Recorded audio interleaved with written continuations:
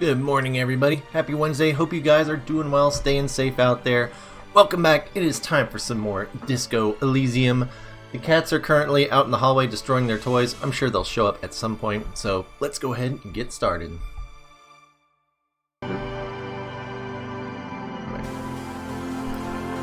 Timer. You're pissing me off. Do I have to kill the... Nope, there it goes. Alright. Good. I'm gonna kill it in order. There. Load game. How's it going, Zane Gear? Yep, let's load that one. We just had our moment of existential crisis. Playing some Doom, getting warmed up for Friday. It drops Friday, right? Same day as Animal Crossing? Yeah. It's gonna be fun stuff.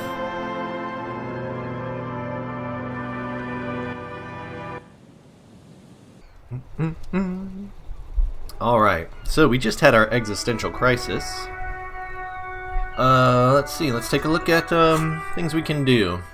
We can find the logistics person, which we have not found yet. I don't even know who that is. We can do the field autopsy.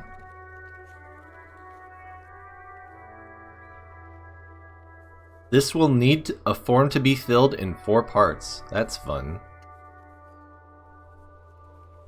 That's the picture, right? Yeah, about the... Okay.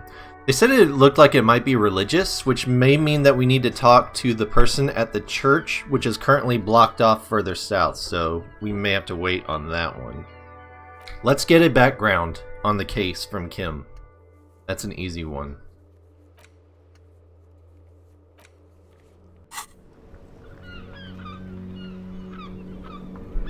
Yes. Yeah, this is all the same. Let's talk about the case. What do you want to know? Literally anything about it. I can't remember a single thing. Ah, yes, the case brief you missed. Now I remember. He opens his notes. Brief. Yes, that sounds good. 3 days ago, the RCM Emergencies Desk received a report about a security guard who was found hanged in Martinez. An anonymous caller said there was a dead body behind the Whirling in Rags hostel cafeteria. The cadaver had been there for 4 days. No one had come to investigate. During that time, the victim had been stripped of his belongings. The caller did not identify him, but used the word lynching. There is an ongoing labor dispute between the local dock workers and the logistics company, Wild Pines. I was told we should approach the death as part of this dispute. Does the briefing say who the victim was? He said something about a security guard found hanged. A security guard or worker of some sort hired by Wild Pines. This was just hearsay from Martinez, of course. We need to find out the truth. Okay, so it's not confirmed that he was a security guard. Although those boots do kind of lend towards someone high paid. You know, somebody had said mercenary. I think it might have been the union leader that said mercenary. Why didn't we know anything about the caller? They didn't identify themselves in any way. The tone was muffled using a device of some sort. The desk could identify neither the caller's age nor sex. Oh, so it wasn't a guaranteed woman. I thought we knew it was a woman. Okay, that's good to know. Why hide themselves? There's a strong prejudice against involving the RCM in what's seen as union matters. The dock workers' union is the de facto police in Martinez. Now, it appears, they've started executing too. We cannot allow that. I know what the RCM is.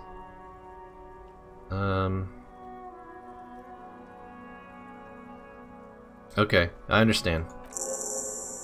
Just to be clear, we are police officers. It's our job to find the killer, that's the case. Uncover and arrest the killer.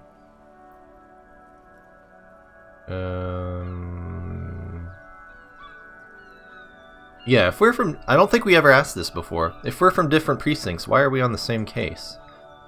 I'm afraid you and I are pawns in a... He considers the phrasing. A pissing competition. What do you mean? You don't know? His eyes narrow. I assumed you were in on it. You know what I'm in on, retrograde amnesia. I don't remember being in on anything. That's good. Tell me about it. What's there to say? It's just stupidity. What kind of stupidity? The cop kind. Our precincts can't decide if Martinez is part of Jamrock or the Industrial Harbor, yours or mine, as if we somehow own parts of the city. Typical street gang mentality. So we've let the Union make a mockery of law enforcement here, and now it's come to its natural conclusion. Ah, so this is a struggle over who runs Martinez. Well, sort of. It's less a matter of who gets to police Martinez than who has to. It's an orphan district, in other words. I think the dispatch desk just told both our stations about the hanging. There was quite... No, don't go back there. There was quite the brouhaha at the 57th, I can tell you that. Time to settle it, they said. Cop off. But, he leans in, I assure you, I am not their finest or toughest with 102 cases solved. What I am is least interested in a pissing competition. So, he volunteered to represent the 57th, but not out of competitiveness, on the contrary. So you volunteered to spoil it?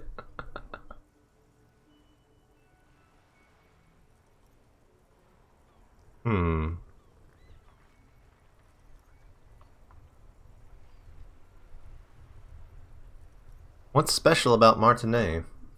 Martinez? Nothing. It's just a puddle at the end of some drain pipe. No one cares about this place. They care about sports.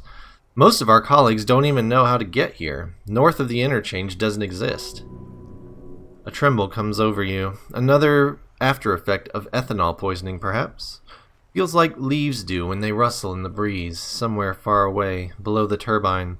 The 41st and the 57th, the lieutenant was right.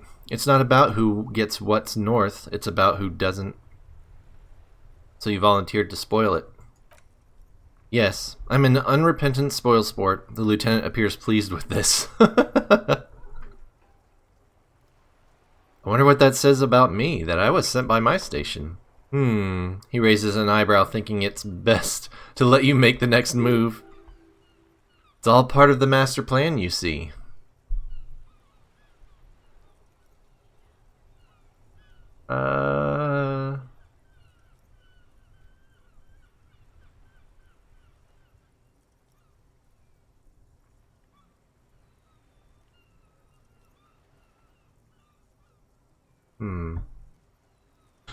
Hot. Don't mess with her stuff. I swear to God. Come here. Why can't you be good? Go play with your toys. They're still running. I hear them.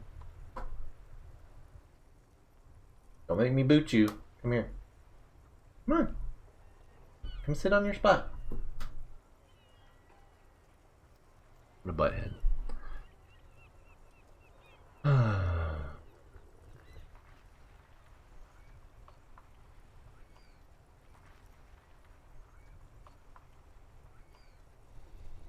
This one seems reasonable. I'm a highly experimental cop, but if I am right, this is outre even by my standards. Really? His eyebrow gets raised one more notch. I arrive at the scene 3 days early, drink myself to oblivion, fully re-immerse myself in this reality, and then work the case from an angle so crescent fresh it produces never-before-seen results. Not only for criminology, but for the human mind. Okay, that might be a bit much.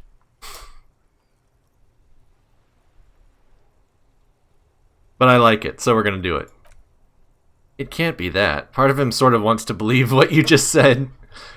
It isn't, but I will prove it so. Get out.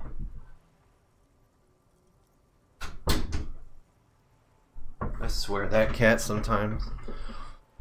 Of course not. I'm just a drunk. They sent a drunk. Are you sure? Who could say it's not true? If you really don't remember anything, how would you know? The thought makes him uneasy. We should move. Okay, enough of the competition then. Tell me something else. Yes, it's a wholly pointless matter. Forget I ever mentioned it.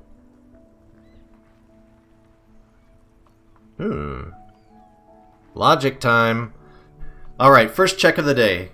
That means we're gonna hit it. Boom. Look at you. It's because you're a failure. They sent you to Slight, Precinct 57.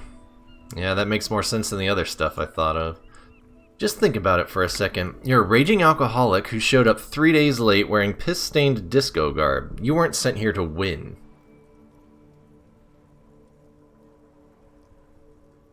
Kim, what if my precinct sent me on this case because I'm a fuck-up? Like, as a joke? I've considered it. His voice is somber. So it's true. It would be immensely ugly of them, not to mention unprofessional, but I also think it's somewhat unlikely. Why is that? I checked the records. This jurisdiction dispute, who polices Martinet, reaches back to the 30s. It's as old as my station. And all this time we can't decide who gets Martinet? I think, yes, both stations would prefer a win. Ha! So you are their finest. I am the finest of nothing. Do you really see me as a safe bet? Safe? No, but you're old. You've made it this far. Something has brought you through. We've only just started working together, so I don't know what it is yet, but it's there. So no, I don't think they sent you as a joke, and even if they did, they are in for a surprise. Aw, I like this guy. Alright. Cool. So we finished that one, right? That's done? Yes. Okay. I guess let's do the field autopsy next.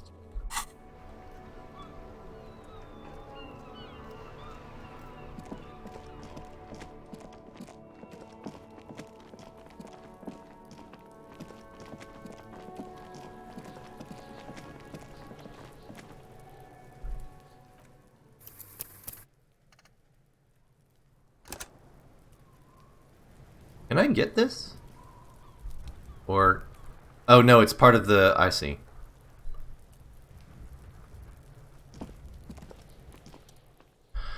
The rotting man lies on his side with his eyes looking straight through you. The belt is still around his neck. His body is supine and open to intrusion by autopsy. The lieutenant adjusts his glasses and takes a deep breath. So I need Inland Empire to do that one. But it's good that we can still do it. Now I kind of wish I had spent a point there. First, what exactly is a field autopsy? Come on, officer. He pulls on a pair of latex gloves. You know what a field autopsy is. You've done 100 of them. What you do know is, at 18.9 kilometers, the dormant shield volcano Corpus Mundi is the world's highest summit, and the failure of the 38 single at Puy-du-Sang to crack the top 20 was the death knell of disco. But what a field autopsy is? You have no idea. Why don't you know? What use are you? You must have me confused with the Copopedia. Who's the Copopedia? I think I need to talk to him. You, sir. You are the Copopedia. Do you have another pair of gloves? Unfortunately, no.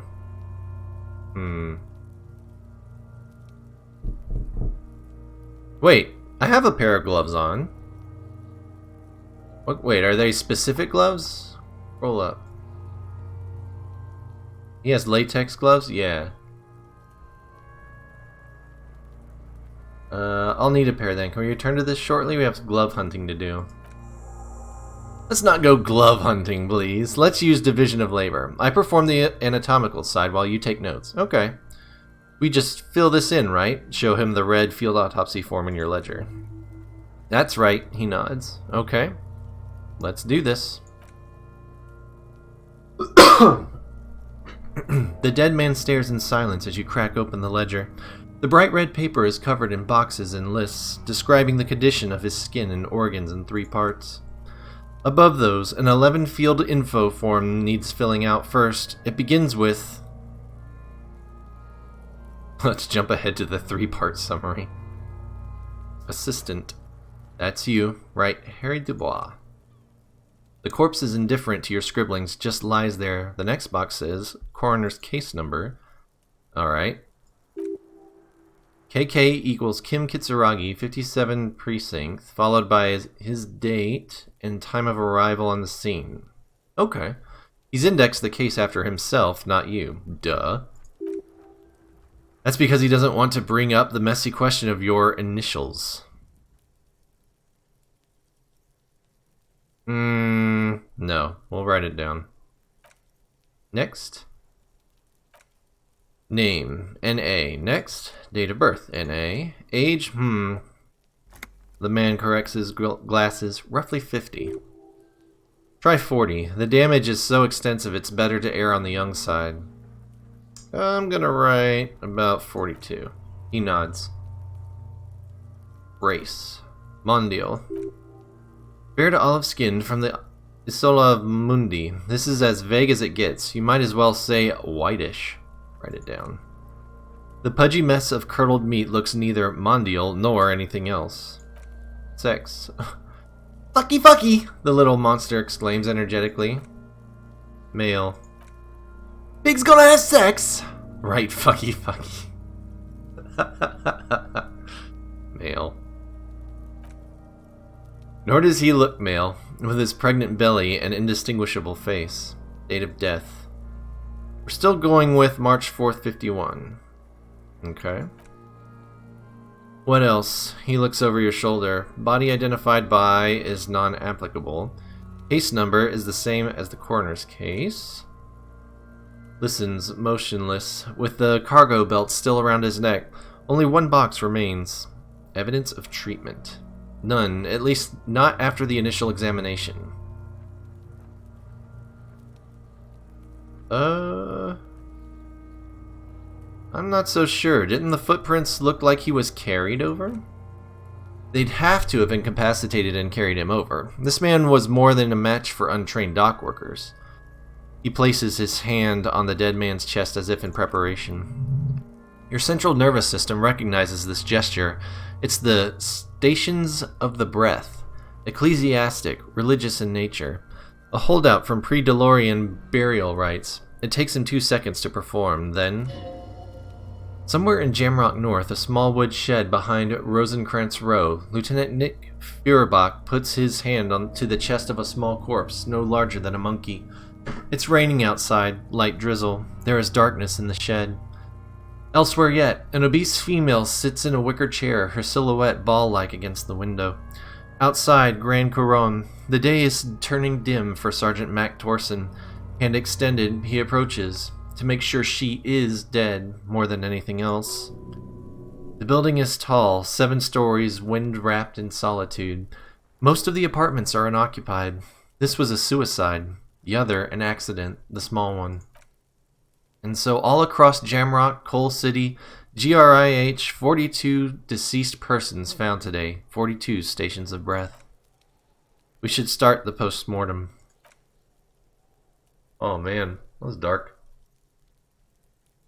The corpse cannot feel Kim's hand on his chest. It no longer meaningfully interacts with its surroundings. A thicket of boxes and lists on red copier paper tries to answer why. External, internal, description of injuries. Alright, external. Clothes, he begins. The deceased wears armored boots and white briefs. The make of the briefs is Babardine, I think? Let's see. He turns the body onto its side to check the underwear label. It's happening!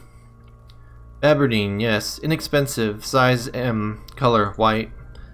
The disappointment is palpable. The red-haired thing was expecting something more lurid. The boots are ceramic, vitreous enamel. They're fused to his skin from blood flowing downward post-mortem. Removal of the boots is left for processing. The boot has a serial number. He twists the dead man's foot. It's that.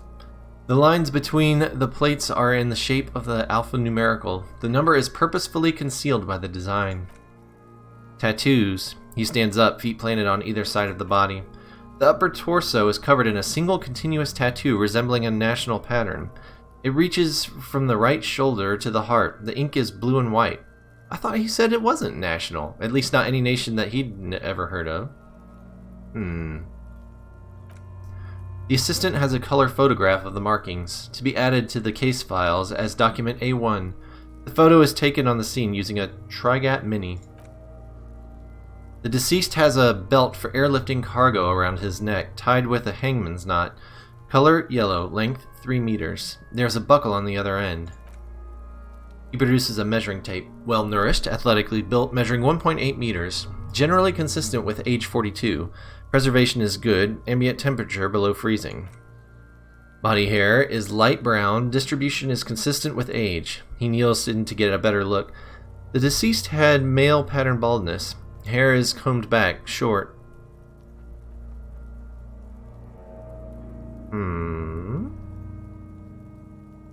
Did we notice something?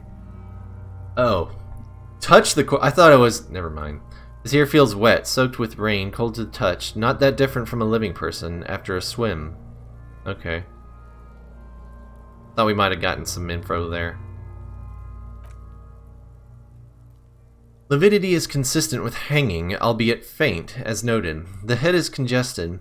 Contusions are present on the head, chest, and thighs. Consistent with stones thrown post-mortem. Low velocity. Fucking low velocity. Chink chonk. The kid explodes. You think Kuno doesn't know what you're talking about? Velocity was fucking max. Talking shit about Kuno's velocity. The lieutenant pays no heed. In addition, there are bite marks on the face, scalp, and chest, consistent with predation. Ligature mark. The lieutenant produces a small folding knife. With the other hand pulling on the belt, he starts cutting into the polyester. The stench is horrid. After a while, it's obvious the material cannot be cut. The steel wiring, he concedes, breathless. There's too much of it. We need to remove the belt so we can get to the ligature mark. You got just the right tool for that, the chain cutters. Good thing we got these chain cutters. Oh. Always good to think ahead. Now, he points to the rope squeezing the dead man's neck. We need to cut below the belt to see the ligature mark. Wait, need to cut the belt to see the ligature mark below. Carefully, with as much precision as you can. See, my pig is gonna fuck his head off! No, he ain't, C looks blasé. Your pig's a boring fuck. Alright, are we gonna get this one? 42%, huh? Let's look for a good spot to cut first. The belt is equally tight around the whole circumference of his neck, swelling over the edges like the white bread rising from the yeast. So, no additional area, huh? Are we gonna hit 2 in a row today? Oh yeah, there we go. After some deliberation, you sink the cutters into the knot tying the belt together. You squeeze the rubber handles together, sweat forming on your brow. Snap. The knot is slashed. Another cut and the belt falls apart like a flower bouquet, revealing the dead man's neck and the dark red ligature mark around it. The lieutenant kneels closer, running his finger along the dark red groove until there's a gap. The rope rises to a point, leaving a gap in the ligature mark. The suspension point is in the back of the neck. Hey sub, good morning. How's it going, dude? Welcome, sir. Hemorrhaging is observed on the skin above and below the ligature mark. The mark is well pronounced, consistent with a drop from 1 or 1.5 meters. Chest is intact. He presses down on it. Normal contour. Abdomen is protuberant, pelvis intact. Genitalia, he pulls down the man's underpants. Now it's gonna happen, see? I fucking knew it! Genitalia is male and unremarkable. No evidence of injury. Back is symmetrical and intact. He struggles to turn the corpse on his side. Upper and lower extremities are intact, but asymmetrical. There are combat injuries on the right hand, thigh, and hip. You just finished Ori? Oh, nice, dude. What did you think of it? It's reviewing really well. Bullets have bitten little pieces out of him. It must have been excruciating, especially the hip. Before you is a temple of pain that knew little tenderness in life. In addition, I see smaller, residual scars, too numerous to count, covering about 30% of his skin.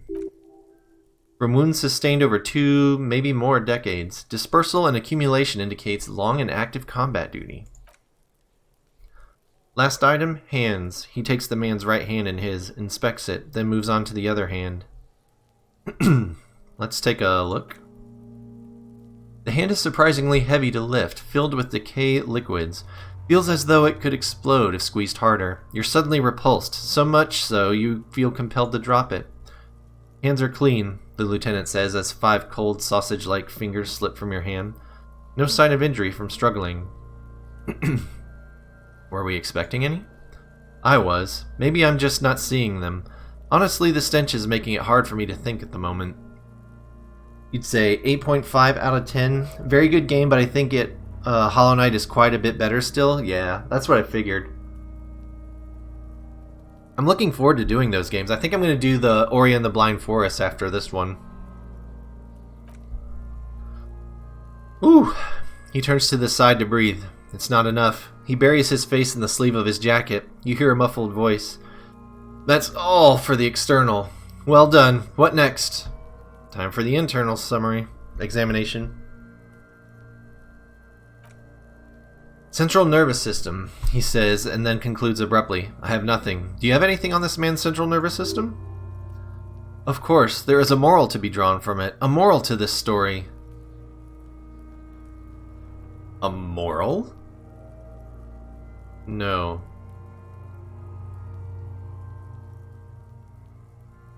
It seems weird.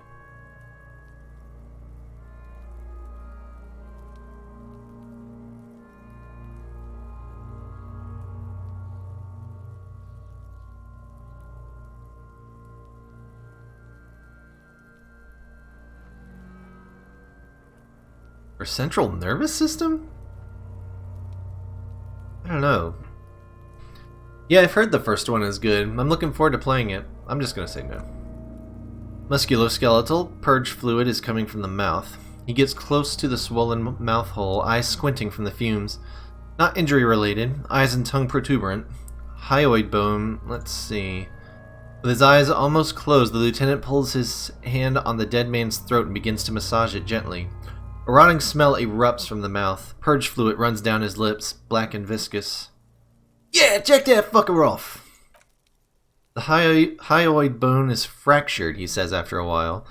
The rest of the musculoskeletal system is intact, unremarkable. Back hunched, as if in prayer, he begins to pry open the dead man's jaws. Respiratory system. He stops to exert more force. Both hands are used. Oral cavity shows no lesions. The victim has received dental implants, possibly after a combat wound. Mouth swollen, hemorrhaging present in mucose of the lips and mouth. No scream, no sigh of relief rises from the darkness inside. It's humid there, sickly sweet air unlike anything living. You feel like you're about to throw up again, straight in that mouth of his. No, you don't. You can keep it in. You can keep anything in. Look deeper inside? You manage to suppress the contractions trying to empty your stomach. All it takes is concentration. Through it, you see nothing but darkness. More meat and darkness. Mute silence as always. The lieutenant lets go of the jaws. The mouth snaps shut before you. Hemorrhaging present in mucus. He repeats impatiently. He wipes his brow. Hepatobiliary? N.A. Same for toxicology and serology. Cardiovascular. The body exhibits heavy lividity. Blood has gathered in the hands, feet, and neck. Hypostasis is visually consistent with a hanging. Gastrointestinal. He breathes a sigh of approaching relief. This is the last field on the list. He looks around. To the ground, the pool of feces there. This will do. Then he touches the corpse's bloated lower abdomen briefly and says, digested semi-solid food in stomach. Voila. Write it down, omit the voila. What's next on the list? The last one. Let's see. He tilts his head. We have bite marks, contusions on head and chest, and a ligature mark encircling the neck. You'll need 3 fields. Leave a 4th one, too. What's the 4th injury field for? Nothing, just in case. Alright, bite marks. He nods. Head, chest, and scalp bite mark injuries. Predation by birds has caused damage to the body. Odontologist does not need to be consulted. And your opinion, officer? Beneath the description, there are 2 boxes waiting to be ticked. Non-fatal post-mortem. Agreed. Next injury? Contusions. So, the scalp bleeds from a post-mortem head injury, a stone. The injury does not have the rim of an early inflammatory response. A perpetrator on the scene has confessed to causing it post-mortem. At maximum velocity, fucko! Has confessed to causing it at maximum velocity. Coagulated blood sticks to the scalp and chest, where the countless stones have hit the dead man. Beneath the description of injury, 2 boxes. Non-fatal post-mortem. Right, next. Ligature mark.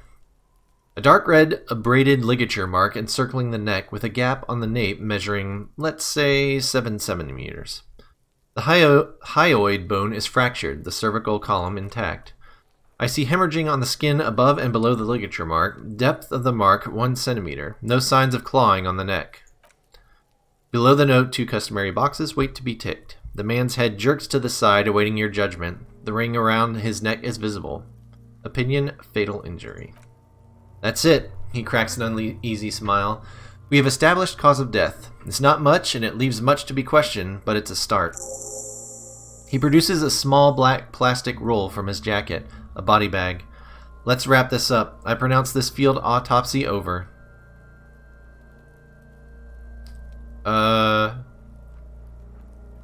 First, how did it go?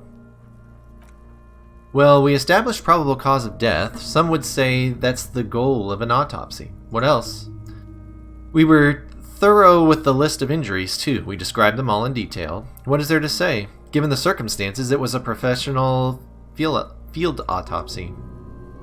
Oh yeah, well done, Master Detective. Maybe a drink is in order. No. What now? I need a copy of that autopsy form, then I will drive him to Faubourg. There you go. For processing. He looks at the dead man one more time, then at the slip of red paper in his hand, then at the corpse again.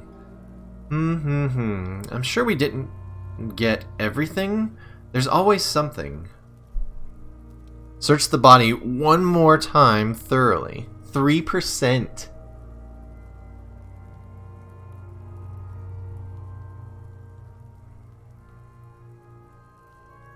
%58 on Inland Empire now.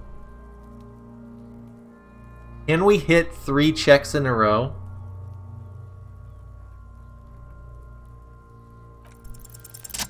Yes! Oh, today's the day, guys! I'm gone. I can see you're gone, but who are you?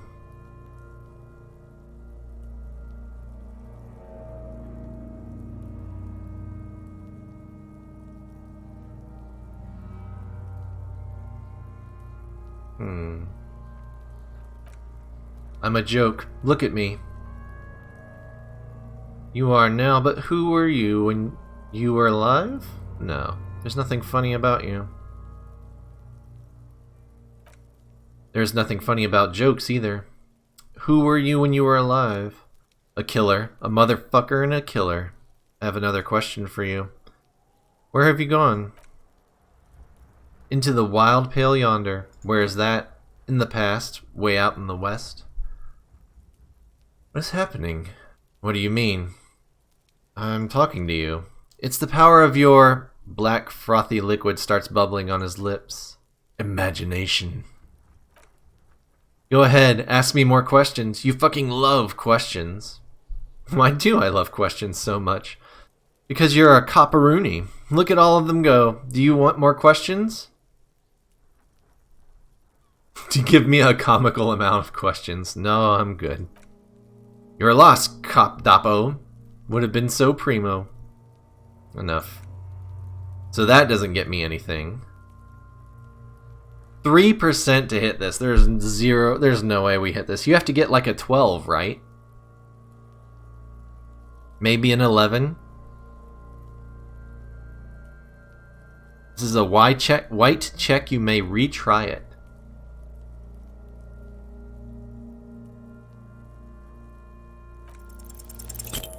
Yeah. You run your hands over the victim's cold body, his limbs, his torso with its swollen organs. Maybe you should be more thorough? Look in his pants again? You pull down his breeches. Marbling is present around the crotch. The penis has shrunk, crawling halfway back inside him. There's nothing mysterious or noteworthy here. Can't get enough of that dick. Do you think we missed something? Yes, there's something we're not seeing. Okay, well, we're in livor mortis here. He's disintegrating. We need to refrigerate the body if we want to conduct another examination, and we need to do it fast. Okay, where do we find a fridge for the body?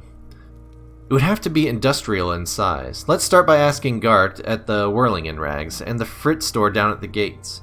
They don't know. His voice trails off, and his gaze settles on Kuno, but only if all else fails. Fuck are you looking at, Ping Pong Man? You want a piece of Kuno? You want to get fucked? Only if all else fails, he stresses. Kuno looks like he gets around, knows Martinet, and it's fridges too, probably. I can take another look first? Hurry, this is one task we cannot sideline. With every hour, whatever we're looking for will become harder to find. Soon you'll be looking for clues in a pile of sludge and bones. Okay, so that's locked. I need more points in perception, which I can do now, because I just got a level. Perception.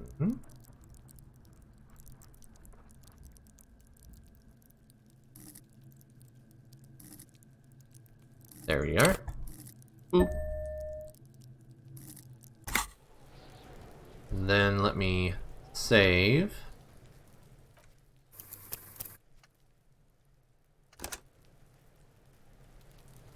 Let's take a look again.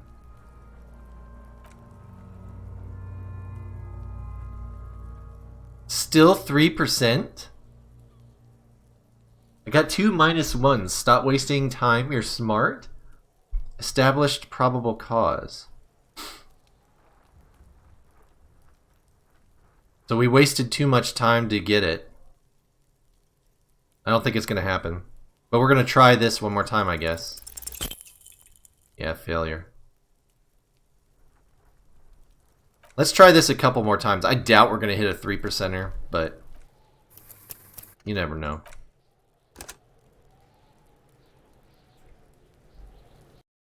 You never know.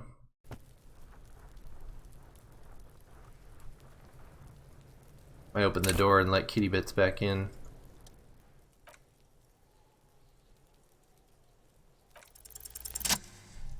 Oh shit! 3%er! Your arm reaches out and your eyes close, as if by their own volition. It's dark all around. You feel cold, slippery flesh, first with your fingertips, then under the palm of your hand. What is this? His face, his cheeks, his nose, his fat swollen lips. Like a spider, your hand crawls over his features. Everything is silent. Crawl up his nostrils?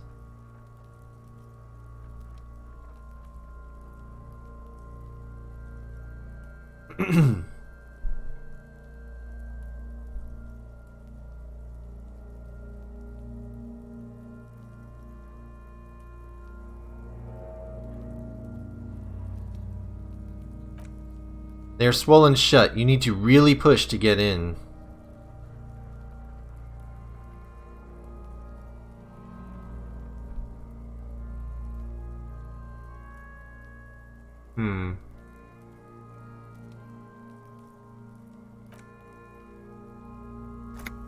The oral cavity is cold and moist. A ball-like tongue attaches itself to the base of the mouth, lolling around like a scallop.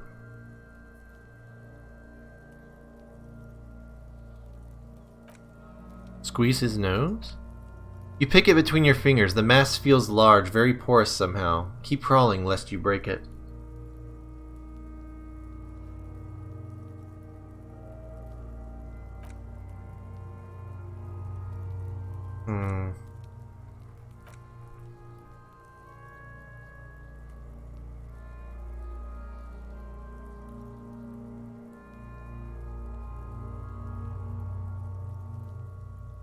Play with it. This feels right. So, like, we are noticing something?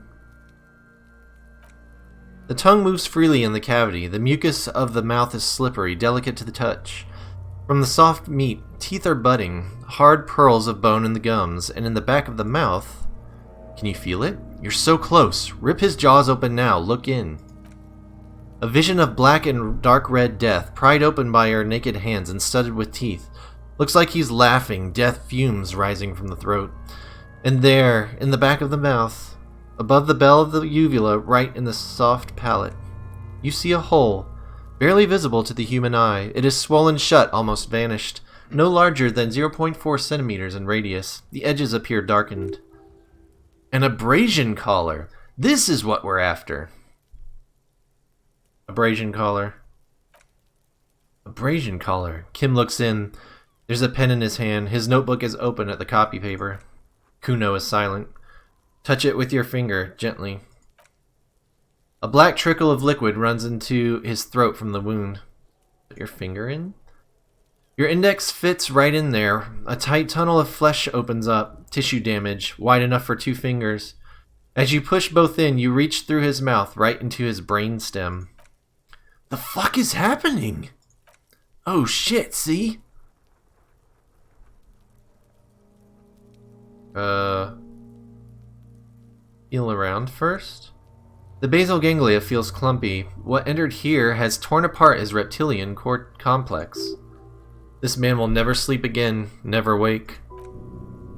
The funk soul brother at the back of his head has gone dark, forever. Your fingers slide into the remains of his limbic system. There is no resistance, it's gelatinous. The slug-like structures are damaged too. The tearing extends deep into both hemispheres.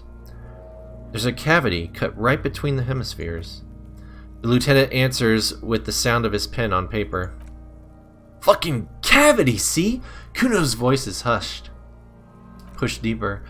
Your fingers are all the way in now, reaching toward the inside of his skull. The cavity goes further, but the entry wound isn't wide enough for the rest of your hand to follow.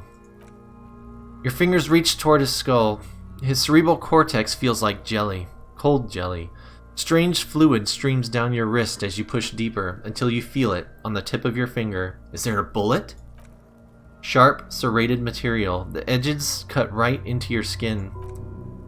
The pain is barely noticeable under the adrenaline rush. Oh my god, we're gonna fail the 72%er, aren't we?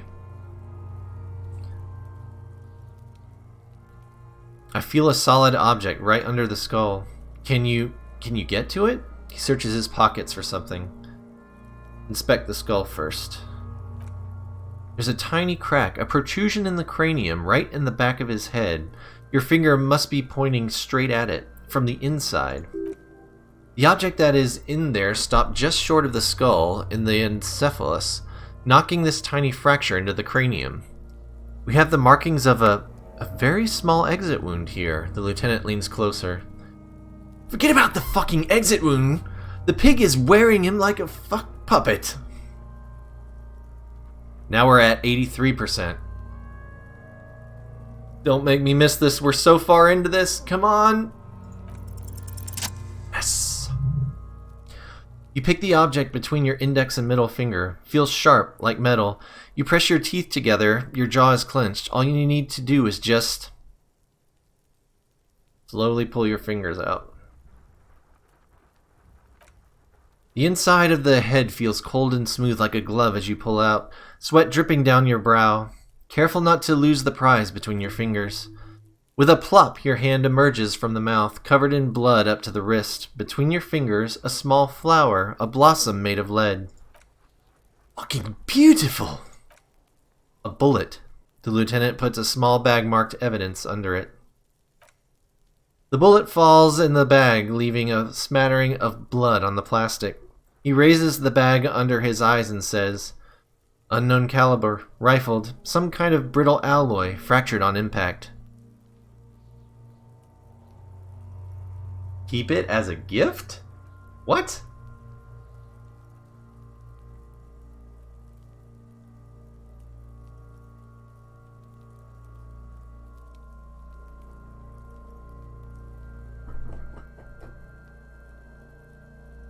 If I ask for it, maybe we can use it later in the case?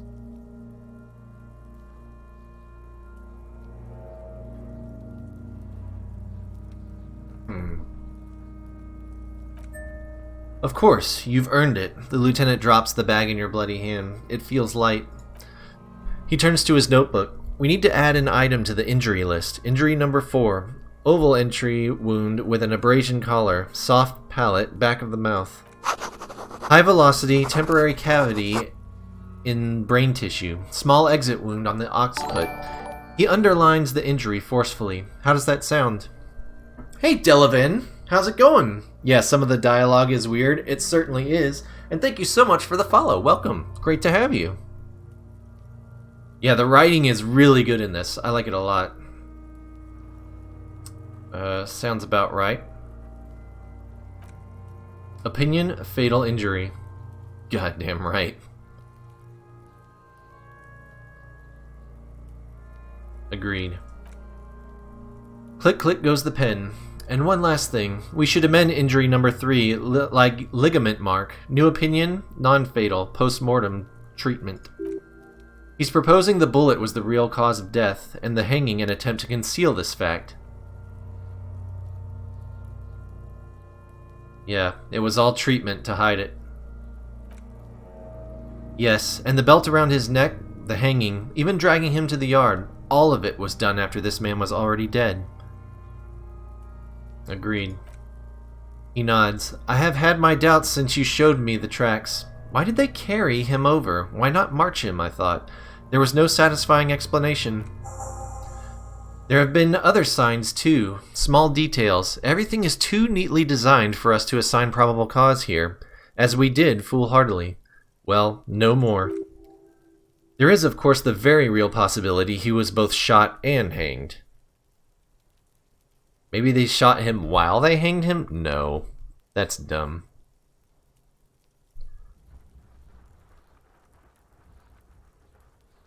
Maybe the bullet holds more answers?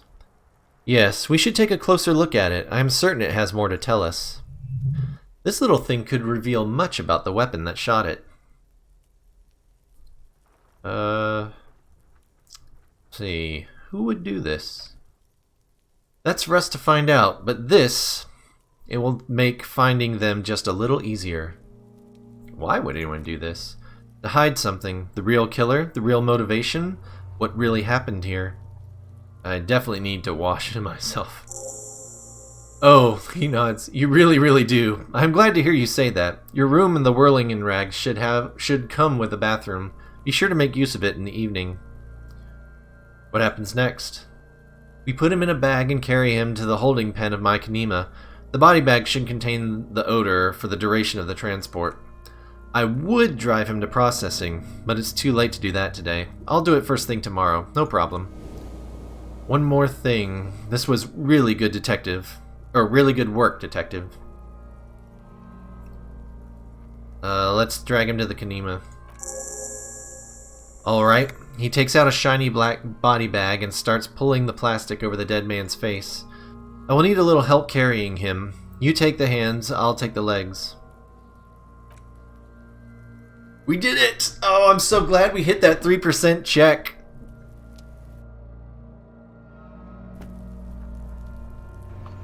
Oh, so what did you think of this game, Delavan? Sounds like you've played through it. I'm in love with the writing for this game. It's so good. Alright, so we need to wash ourselves.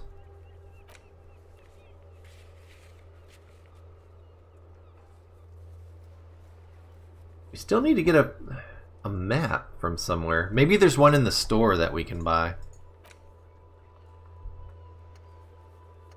What time is it? It is 6:20? Okay. And this is that. So we can interact with the bullet.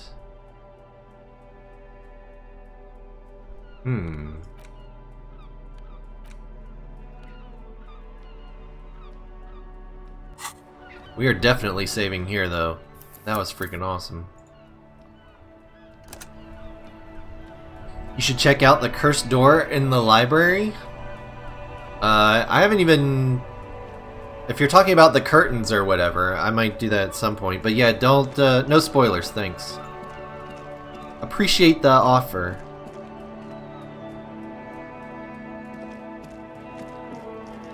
But I would like to find things out on my own. Let's go in the store. We haven't even been in there yet. Oh wait, what's this? 3 T's? How idiomatic.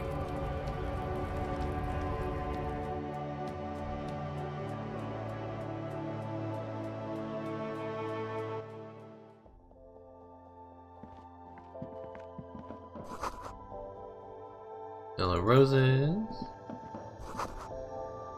What else do we got here? What's this?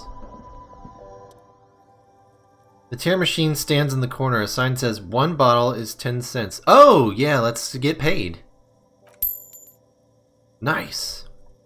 Your bottles clunk into the machine and the... Excuse me. And the money appears with a satisfying jingle. You're a richer man now. There we go. That's how we get the cash. What's this?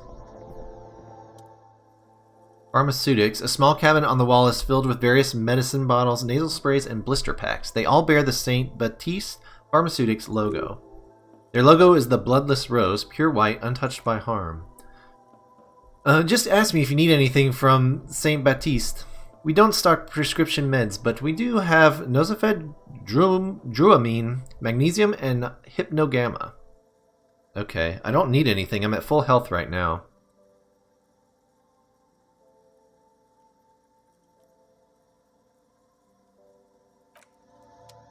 What's this one? Food? You see several packaged raincoats fill a low shelf beneath the display of croissants and juice bottles. The raincoats are transparent, except, I think, for the big fruit slogan on the back. A raincoat? Okay. What's this up here? A colorful display of cigarettes and alcohol bottles lines the shop wall, inviting you closer. The bottles wink at you in the light. The smokes too glitter in their wrapping. It's like looking into a kind of heaven. Your knees are weak. Excuse me, I think there's a kitty that wants to join us. Hi, Daisy. You gonna come hang out? Yeah? Come here. Come here, you. Ugh. Daisy says good morning. Hey, everybody. Welcome. From the cutest cat on Twitch. This is little Daisy. She likes to hang out with me on stream sometimes. There, in that dark green glass, a world of ruby, all in vain. The great flowing river of warmth. Wine alcohol, beer alcohol, love alcohol. This is not a good place for a recovering addict.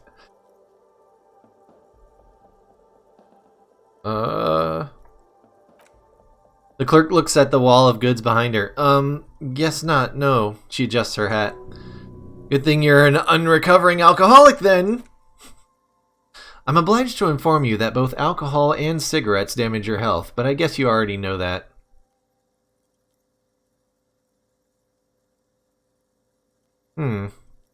+1 intellect, but -1 health?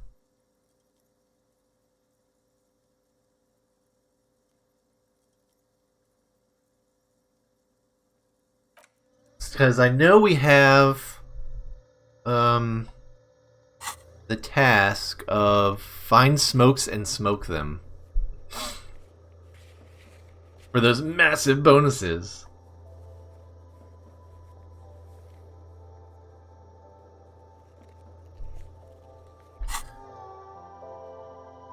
Oh, but we take the health hit. How much were they? 290?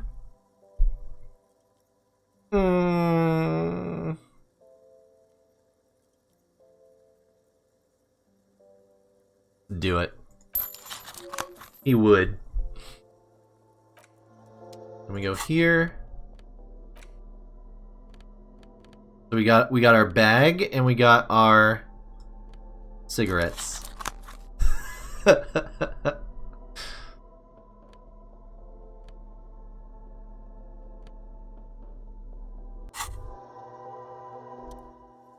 There it is, a brave little army in your pocket. The first Smokes platoon.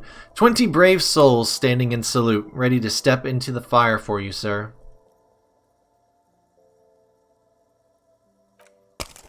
You picked the best one! This soldier is fat and succulent. What are you waiting for? Light up. Re-become yourself. Light it up. Get a load of this rock and roll cop here, people. Johnny Thundercop fishes a cheap lighter out of his pants. With a flick of the thumb, there's fire, a primal satisfaction. Here we go. The lighter's dark green, disposable plastic. Safety's off. In your case, the safety is always off. Hey, you can't smoke in here. The girl's voice betrays little interest or enthusiasm. She doesn't even look up as she continues. Please don't fuck with Brit. Shut up. It's already happening. What are the repercussions if I do this? Repercussions? There's a high risk of glory with a mild chance cool genius. Smoking makes you into an intellectual. Everybody knows that. It will help you concentrate a bit. That much is true. Thick, warm smoke gets sucked down into your lungs. Immediately you feel a warm nostalgia fill your head, body, and soul. A nostalgia for yourself, the man you were in your youth. Johnny Thundercop is back, and he's chill as balls. Nice. In the bottom right corner of the screen, there's a smokes button. Click it to gain +1 to intellect skills. This is good before a white check, but damages your health. Oh, okay. Is that this? Ah. Alright, so we finished that task. That's good. Canceled that one because we didn't need it. We got another level up, eh?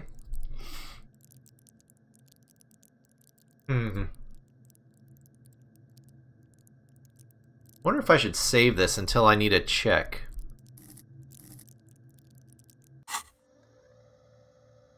Let's go ahead and save here.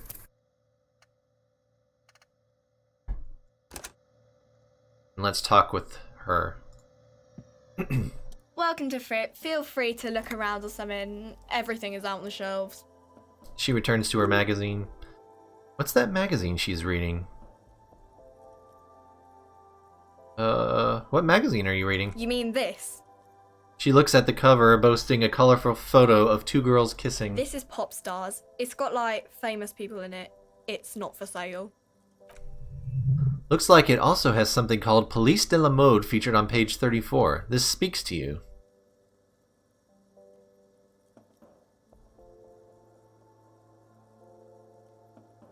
Fashion police feature? Not even interested in that magazine. I don't know why I asked about it. Can't see your int stat behind the cam? There's nothing behind my camera right now. Oh, you mean when I go to the menu? Yeah, it's 5. Or, yeah, 5. Pretty sure it's 5. Maybe 6. It's really high.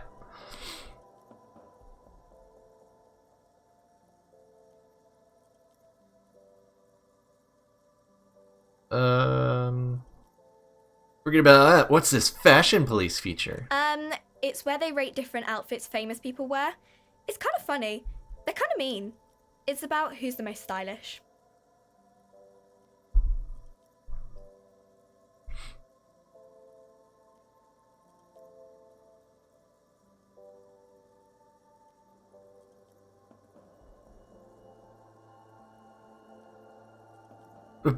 Who's the numero uno guy in there right now? And does he look like this?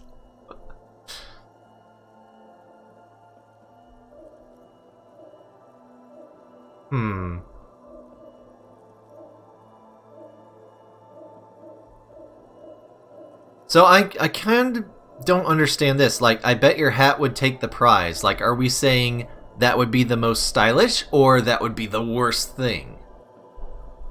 Because I don't want to insult her. Let's just do this one. Her lazy eyes scan up and down your body, assessing the situation. No, I don't think so. We are not the fashion police. We're the real police. Yeah. Let's proceed. I have some questions for you. Okay, I'm not really supposed to be chatting to anyone, but... She puts down the magazine. Can you tell me anything about the dead body? I don't know, really. I don't really know anything. I mean, I know it's there, but I haven't seen it, so... did you know the man who died? Not really. Not really? Does it mean you knew him a little? No, I didn't know him at all. How long has it been there? I don't know. Really long? What do you think happened? I don't know?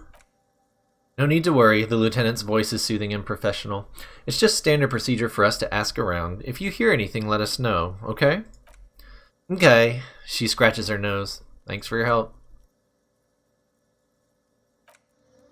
Well, that was worthless. Let's see. Is there anything else that I needed to get?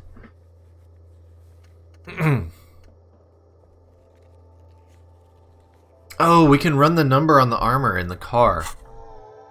Let's do that.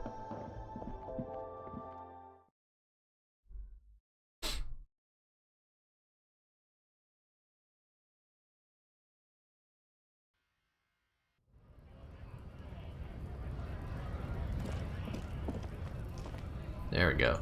Zoom out a bit.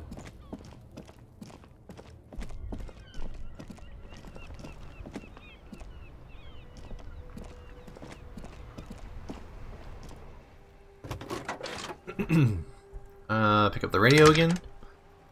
This is Precinct 57. The operator greets you through the static. How may I assist you? Could you run a serial number from a pair of armored boots for me? Sure, officer. What's the number? And the make of the armor, if you know it. This jazz. Got it. I'll contact the ICP database immediately. Call back tomorrow. Hopefully they'll have dug up something useful by then. The International Collaboration Police is an inter-isolary law enforcement service, the crown jewel in the Moralintern diadem alongside EPIS and the coalition government. Okay. Obviously she hasn't heard back yet. I don't think there's anything else I need. 57th, over and out. And we're done. Alright. So that's finished. We have to wait until tomorrow for this one. Oh, we do need to open that apartment door.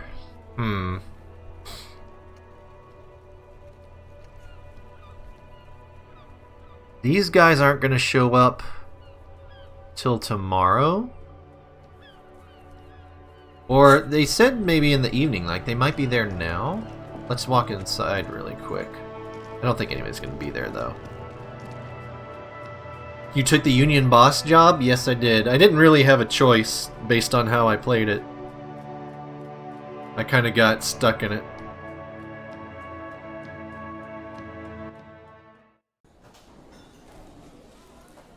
Who's this guy? He's new. I don't think he was there before. Hey, that's open. That wasn't open before. What's this? Inside you catch a glimpse of Union paraphernalia, a strike poster, some red pennants. Oh, it's all hidden behind a curtain or something? Hang on. Are they here now? Soft purr of an electric juicer comes from the kitchen. Someone is working. I saw money.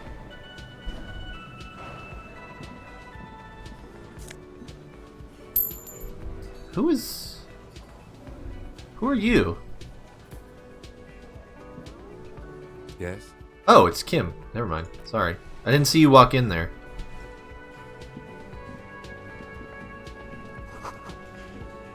Alright. We never talked with you.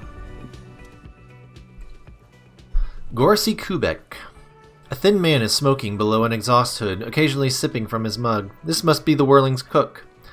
As you step in, he nods towards the table and says something in a completely foreign language. The only words you can make out are Gorsy and Rubek. Okay, it's definitely not his name. Whatever you do, please don't call him Gorsy Kubek. Please, it's not funny. Okay, so that's not his name. Hello, sir. I've got time for a few questions. The man puts his cup down and replies something, his left hand drawing arcs in the air.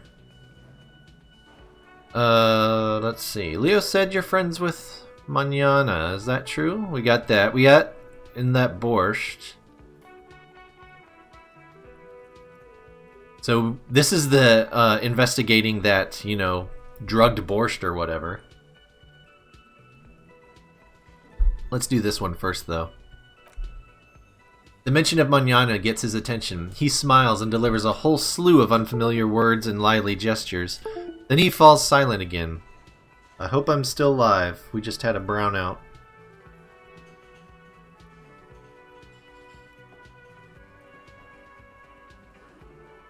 Seems like it's still going.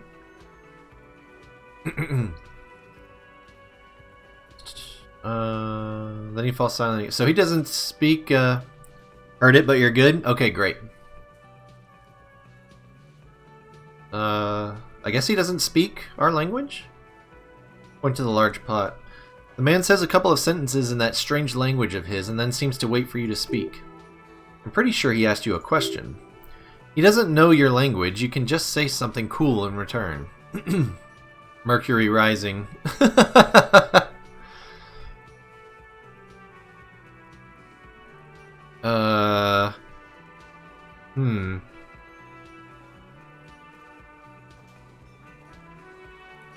Sorry, I don't understand you. Just one word, sounds quizzical. Then he awaits your answer with his brow arched.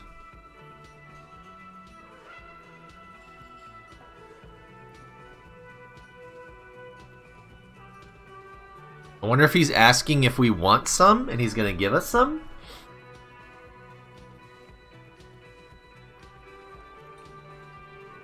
Like, we pointed to it, and he's like, oh, do you want some?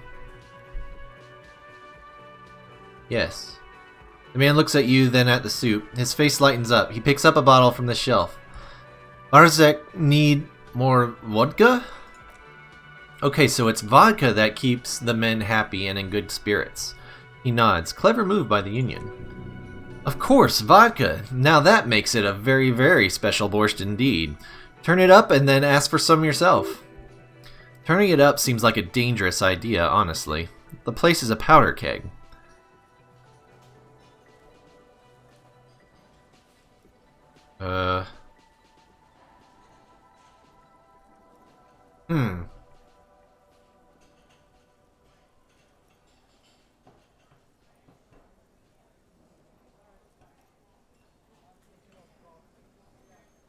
There's gonna be repercussions. I'm not gonna turn it up, because that's... yeah, I agree. This place is a powder keg. But if we cut the vodka, that may end up pissing people off. But they may not know it was us. Electrochemistry rules. He's kind of nuts, isn't he?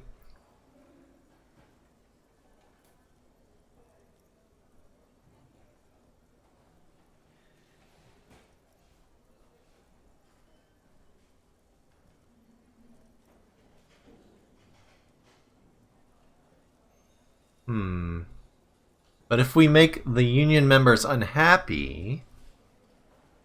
I wonder...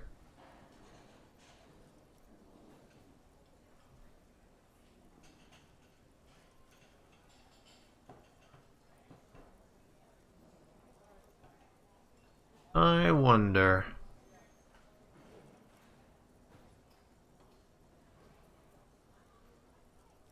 I think this may lead to more interesting results, even if the results may not be good, so we're going to do that. Cut it.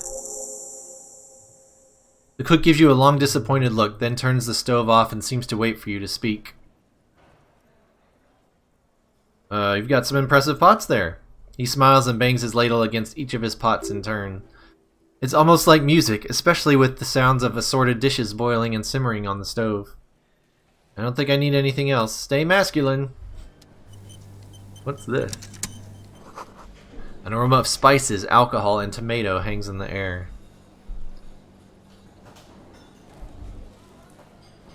Where does this go? Does this go outside? You see a heavy steel door with a prominent dimple lock. It's painted blue.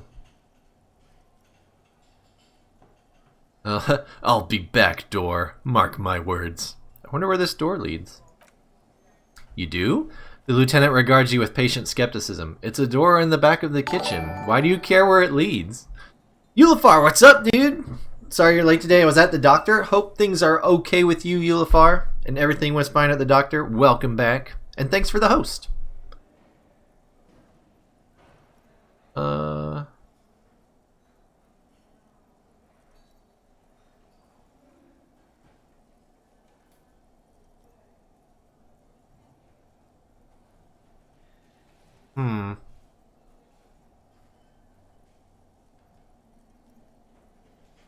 Out of duty? Does that mean like out of order?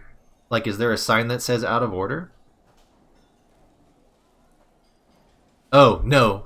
Why do you care about it? I care out of a sense of duty. That's what that means. Okay.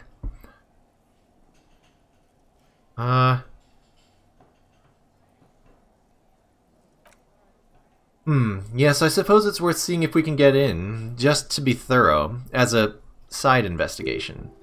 It's hardly a side investigation. You already have a name for it. No, the door is a mega investigation. I'm calling it Behind the Blue Door. Things at work are going to happen soon? Oh yeah? Are you guys gonna get closed? The door and the main investigation will merge into a stereo investigation with surround sound. Yes, a mini side investigation. He looks at you, then at the door. Gart is the person to ask about this, the cafeteria manager. Okay.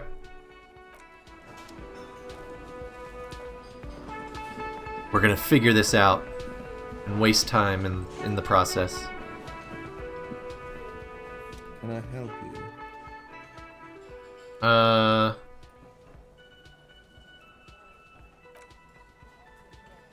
There's a mysterious blue steel door in the back of the kitchen. Oh, yes, that door, sure. There's nothing mysterious about it. It's just a door. He shrugs. Do you know what's behind it? Do you have... No, I don't have a key. I don't know how to get there, and I don't care either. It's not like I've been wandering about it for 10 years. It's just the Frit warehouse, probably. Wondering about it is, of course, exactly what he's been doing for 10 years. Or some boring storage space with a bunch of old junk and dust. He runs his finger across the counter to check for dirt. He's attempting to maintain an air of indifference. It's absolutely not convincing. I think you'd like to know what's back there.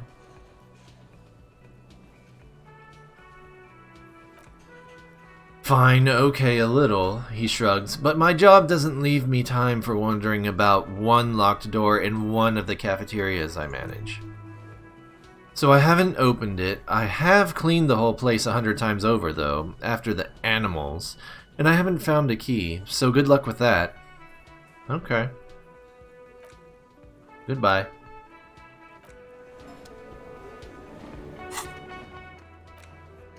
Find a way into the secret passage. Hell yeah. Things about you? Oh yeah? Dude, are you gonna get a promotion? Are you gonna rule the world?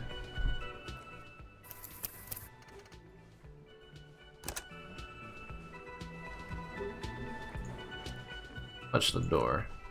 The cobalt blue surface feels rough to touch. The stainless steel is door flush with its frame on every side. It leads to a side building adjacent to this one. The old building next to this, half ruined. Whatever is behind it must be older. The door does not budge. Okay. Well, we don't even have any options for that. Interesting.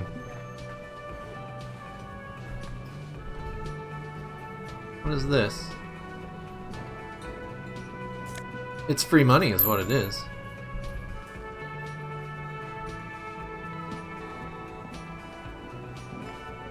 Let's talk with this guy. Who's this dude? And then we never saw this guy either. Oh, it's all about money, you know. Okay. Sleeping dock worker. A man is sleeping at the table wearing mud-caked boots and rolled-down overalls. The back of his shirt reads Wild Pines, encircled by a logo with a tree. On the counter, rolled out of his open hand, you see a blister pack of headache medicine. Wake him up, huh? Should be able to wake him up. It's challenging to wake the dude up like he's out. We could take his pills? I'm not gonna take his pills. What?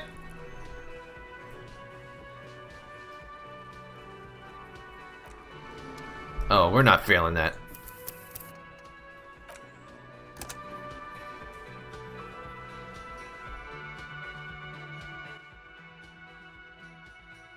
I need to save after doing this door thing. Just so I have the options done. Touch the door. Touch the door. Leave. And then get the money. And then go talk to Dude Bro. We're gonna wake this guy up. It's gonna happen. Dude.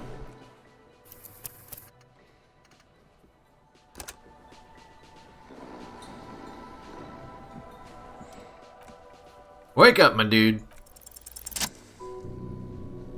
There's only one way to awake this bone idol from his slumber. Roar like a hurricane, rip the buildings from the earth. Wake up! This is an order! I am the law! The 30-something man slowly lifts his head and gives you a pensive look. Why the yelling, man? Looks like a Sow descendant. A lot of Sow dock workers around.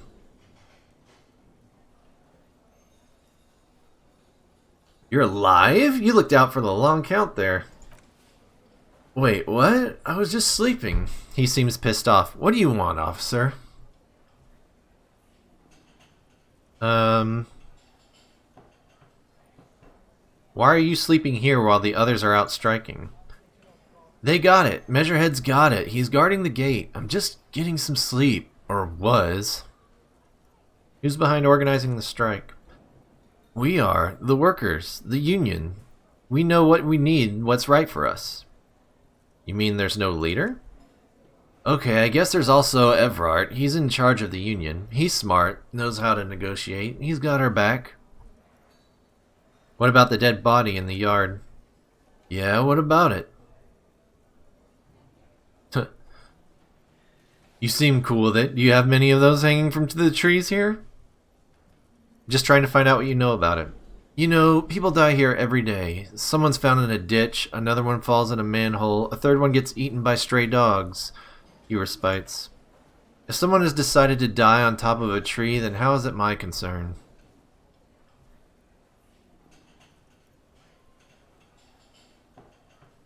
Someone has to look into it. Looks like I'm that someone. Tell me what you know. I can tell you this. Trouble's ahead. What trouble? You heard what I said. Draw your own conclusions. That's all I know, and I prefer to keep it this way. The lieutenant gives you a little nod, then makes a note in his blue notebook. So Union people think he was a killer. He thinks. Even Sleepy here? This doesn't help a lot, but it's something. Good work, detective. Tell me about Wild Pines. That's the name of my employer. I work in logistics.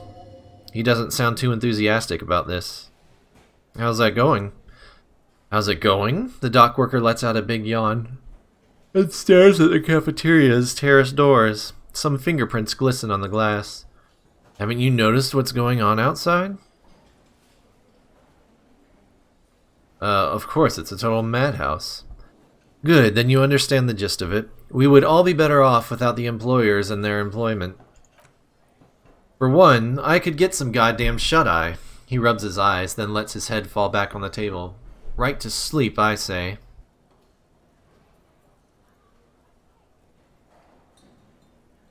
Yours? Points at the bottle and the spilt rum. Indeed, help yourself to some, he blinks. Wait, no, it's empty. Sorry about that, pal. Alright, I'll let you sleep.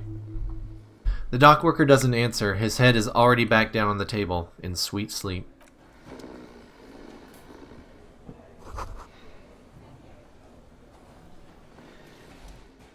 That sugary black rum stain on the counter makes you teary-eyed with joy. It's almost touching how syrupy and sticky it is.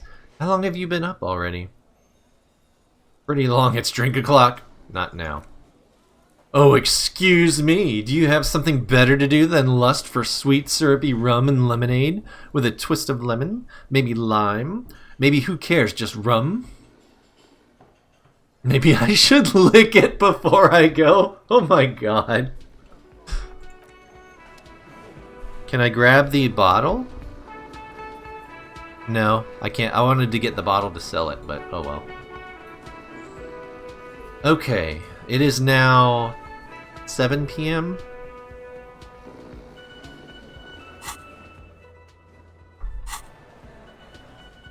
Let's go around back.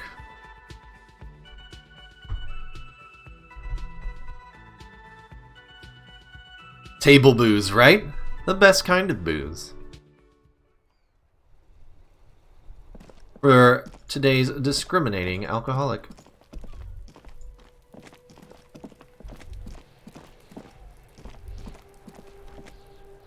So...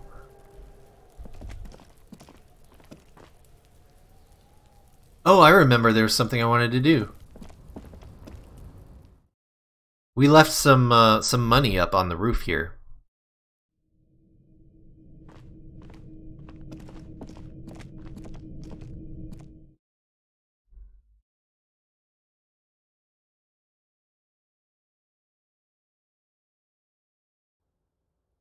But we couldn't go back and get it because we jumped off to get our jacket. Let's see. You have to go this way, here, and then over here. There it is. Take all. Okay. That's it.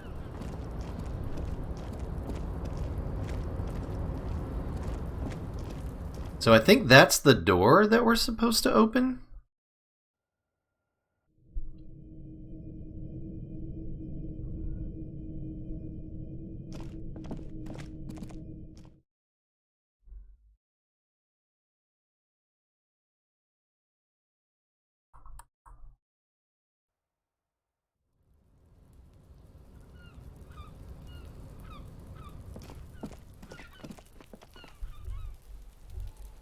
How do you get back there, I wonder?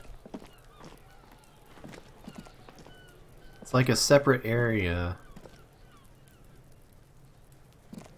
Like, can we go through here somewhere?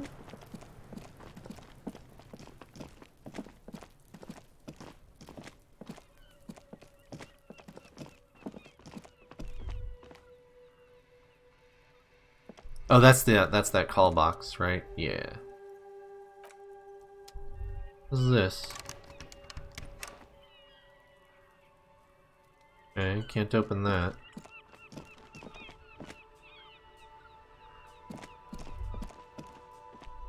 The library. I want to see if we can circle around where that kid is.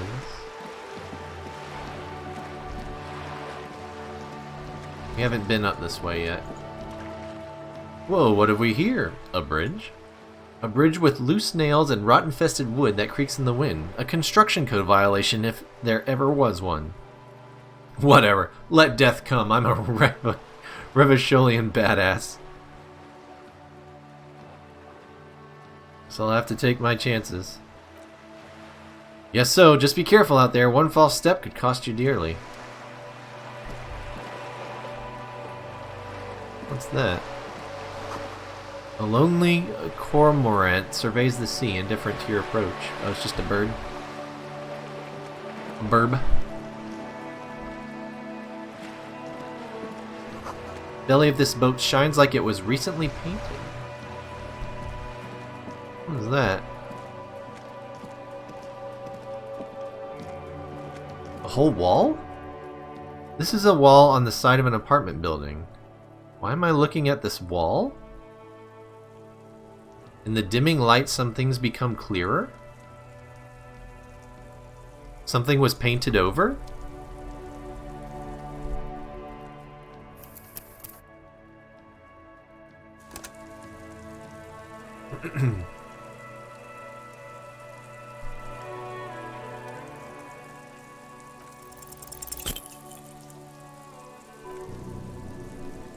So many walls all over Martinet, weather-worn, cracked, their paint peeling.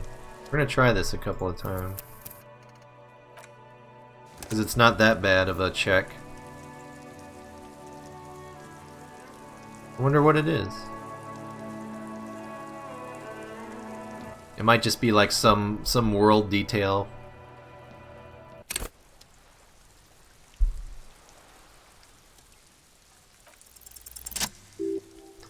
Because this is no ordinary wall, it is sublime. Look at it, the shadows, the colors. Let the conceptual joy flow into your pupils and blossom into thoughts in your brain. All the other walls on all the other houses must make a pilgrimage in adoration of this, the uncontested pinnacle of wallcraft, color peeled from the very face of God. Oh, Wallfather! Kim, I must paint this wall, add even more beauty to it. No, there is nothing to add to perfection. Your loss. Farewell, rain-washed wall at the end of the world. That's silly. I like those little kind of extra things. Okay, good. We ended up behind. Ooh. Give me all of that. Also, we can heal, right?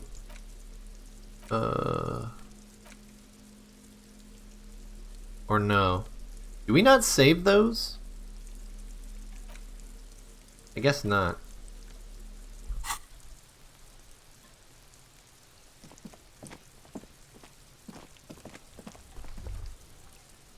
Let's see, what's that? Garden hose? Balcony with a view to the yard and the hanging. Chairs and tables eaten by rain and rot. That smoker up there could be a witness. Talk to him. Okay, will do. Another splattering of bullet holes on this wall. The spread pattern of these bullet holes makes your chest ache. Your breath grows heavier. More old bullet holes, half a century at least, from the Revolution. Examine closer. You peer into the faded marks in the stone. They peer back like an endless row of tiny black holes. Sweat starts trickling down your brow. Your chest feels tight. Looking at them, it's closing in, caving in ever tighter. Your breathing grows even heavier. You okay there? Kitsuragi's sudden voice cuts like a blade, bringing you out of the stupor. Man, I started feeling really bad for a second. Might be the after effects of your past escapades. What are you looking at? What's with all these bullet holes? I've seen a lot of them around. The lieutenant looks at the wall. Remnants from the Revolution. These are over half a century old. Is there something we should do about these? So no crime happened here? Perhaps a crime of sort, ages ago, but no, these do not warrant an investigation. Okay, well, what can you tell me about the Revolution? Not much. I don't have a fresh perspective on it. Should we go? Man, that sucks that we took a health hit for looking at bullet holes.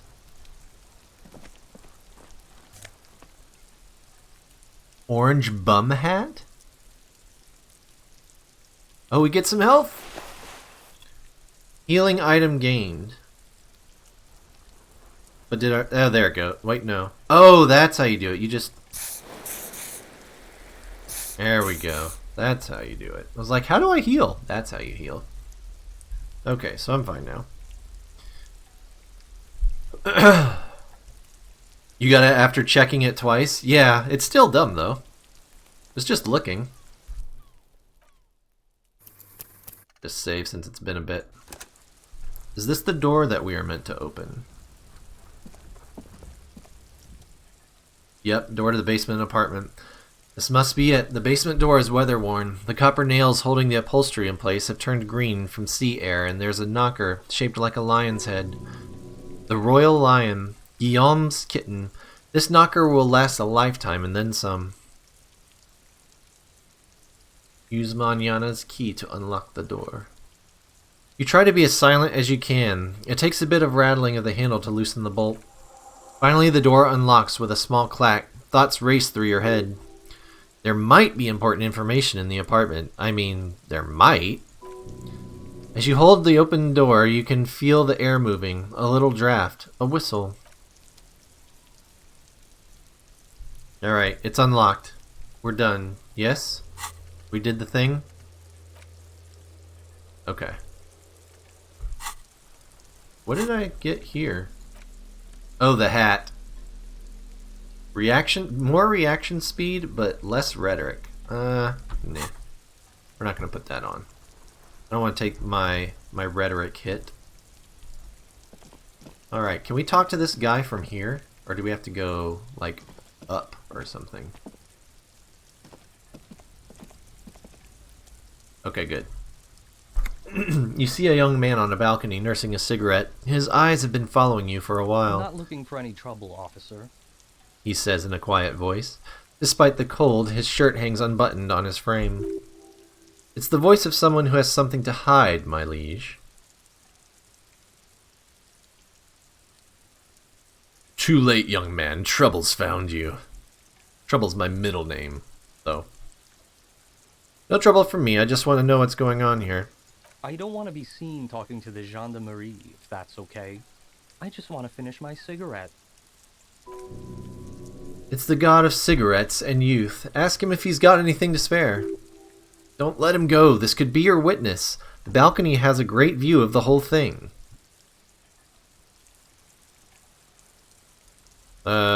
Actually, the gendarmerie really needs to talk to you. Is it really that important? He asks you, adjusting his shirt. Like a nervous cat, he keeps stealing looks at the neighboring windows. Alright, but make it quick. Once I finish this cigarette, I have to run. Alright, looks like you've got a good view of the Whirling's backyard. Can you tell me anything about the hanging? I can tell you that you finally got him down. Thank you. It was quite a disturbing sight, even by Martinet's standards. What were you doing last Sunday? Oh, he waves lazily with a cigarette. You already asked me that, didn't you? Wait, is someone else investigating the lynching?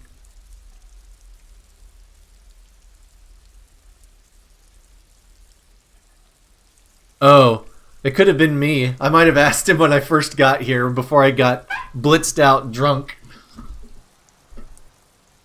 And forgot everything. Did I?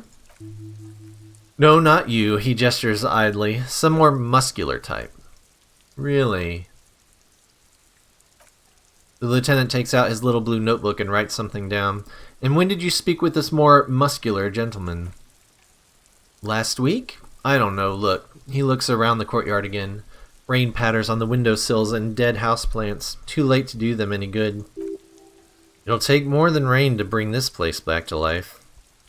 You didn't answer the question. What were you doing last Sunday? I had a friend over. What kind of friend? It was my Sunday friend. A Sunday friend? How intriguing. What's your friend's real name? Did he see something? He doesn't reply, gesturing no with his cigarette.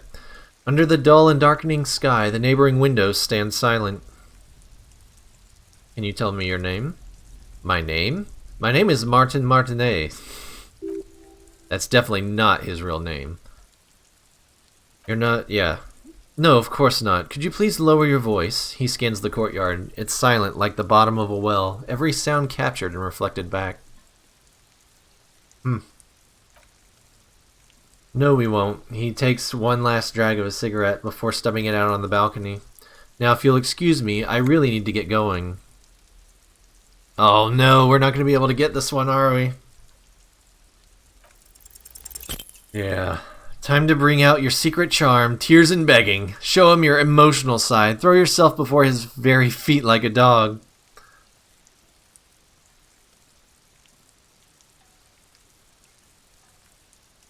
Oh no.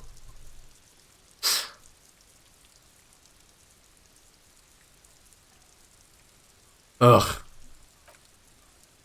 No, for God's sake, I don't want you to cry. He takes a quick step back and looks around, clearly disturbed. Listen, I really have to go. With a flick of his wrist, he sends the extinguished cigarette sailing over the rail. Good luck with the investigation. He walks away. How did I get the corpse down? I shot it down.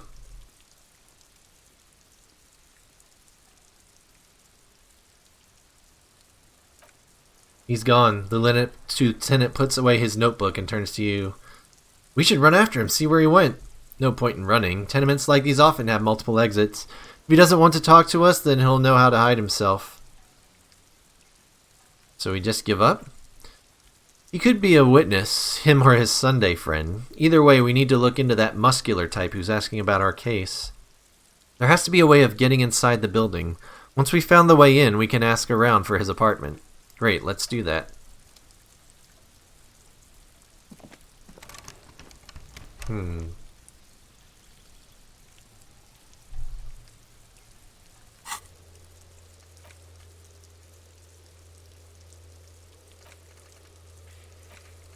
Okay.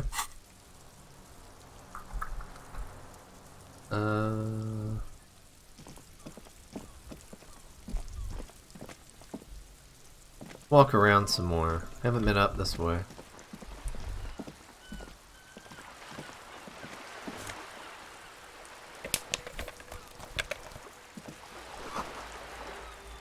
Oh, it's a street sign that I'm looking at. Alright, what do we got here?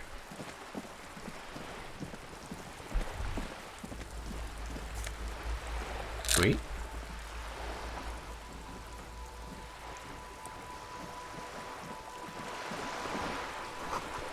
Docking reserved for residents? Okay. Your room in the Whirling isn't much bigger than the sloop. This is worth more than you'll ever earn in all your life.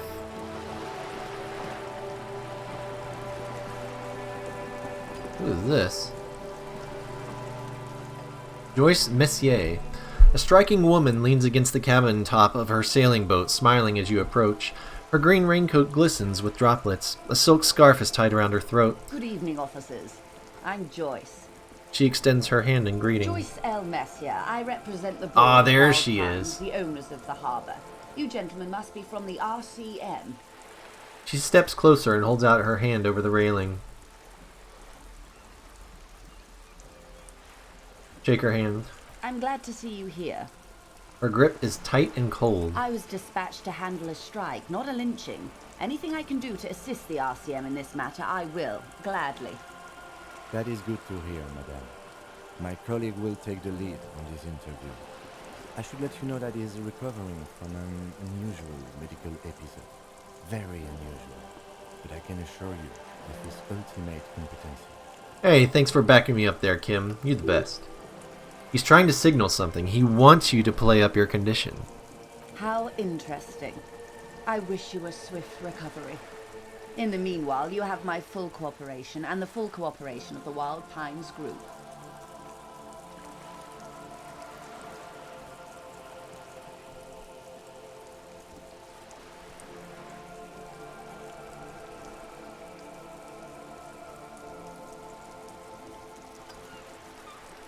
You're on a boat. Brilliant.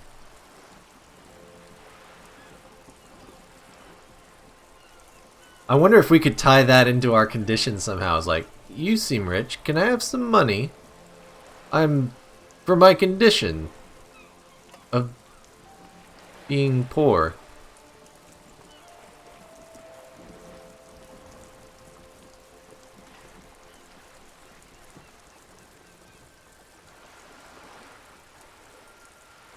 Alright, tell us about Wild Pines.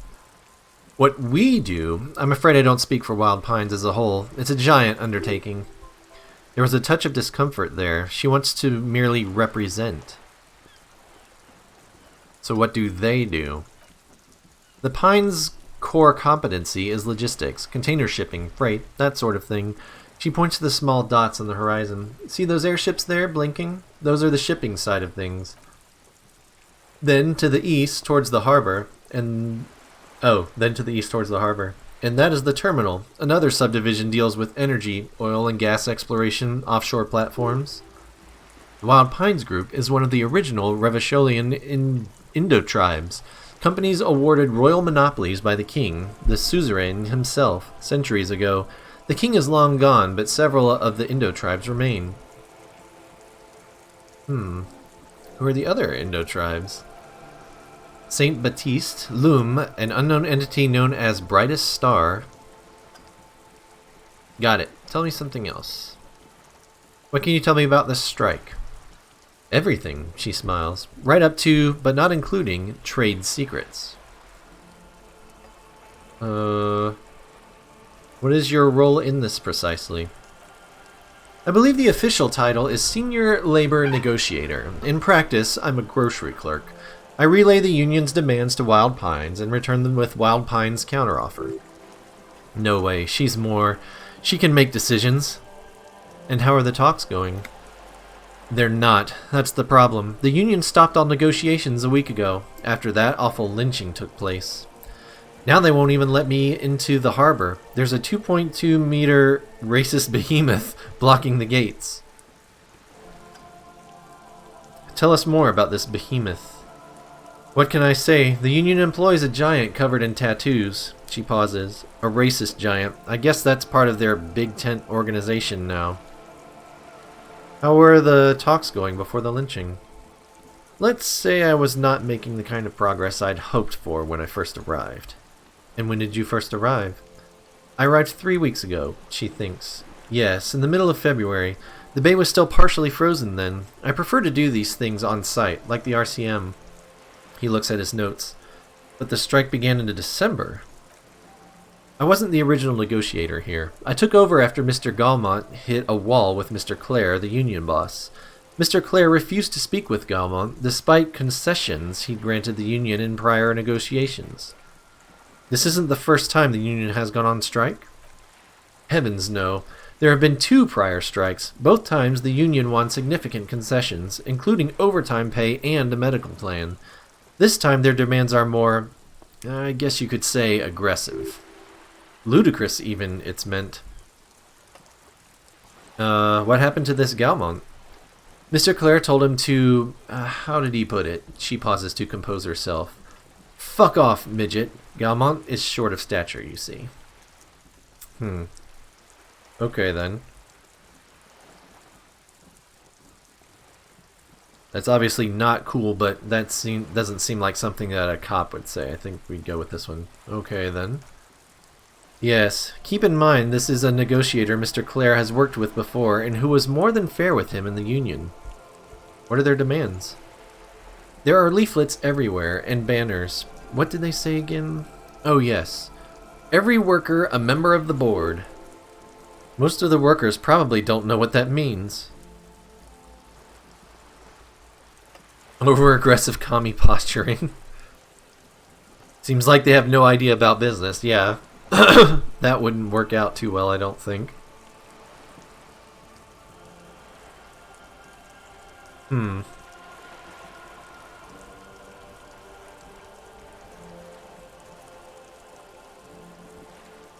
I feel like the cop I don't know what to think about that. Who cares? Fortunately, they explained it. Every time the Wild Pines group makes a decision about anything, it needs the signature of each of the 2,200 workers in its Martinez terminal. Just so you understand, this is but one of 22 terminals owned by Wild Pines. Essentially, not only are they kings of the company, they are also kings of the 72,000 employees of Wild Pines Group. The king is dead, long live the workers. What are you going to do? I'm not sure. Naturally, I assumed that was just their opening position, a hard-nosed tactic with a side of mockery. But there's been no follow-up, just the same nonsensical slogan repeated over and over again. And now people are getting lynched, I hear. Behind the whirling in rags, a disastrous situation if there ever was one. Excuse me, the lieutenant looks up from his notes. From whom did you hear about this lynching? Her reply comes quick. I first heard it from the boya at the gates. The one whose very name advertises his aversion to work. I think he said it was Call Me Mañana. This checks out.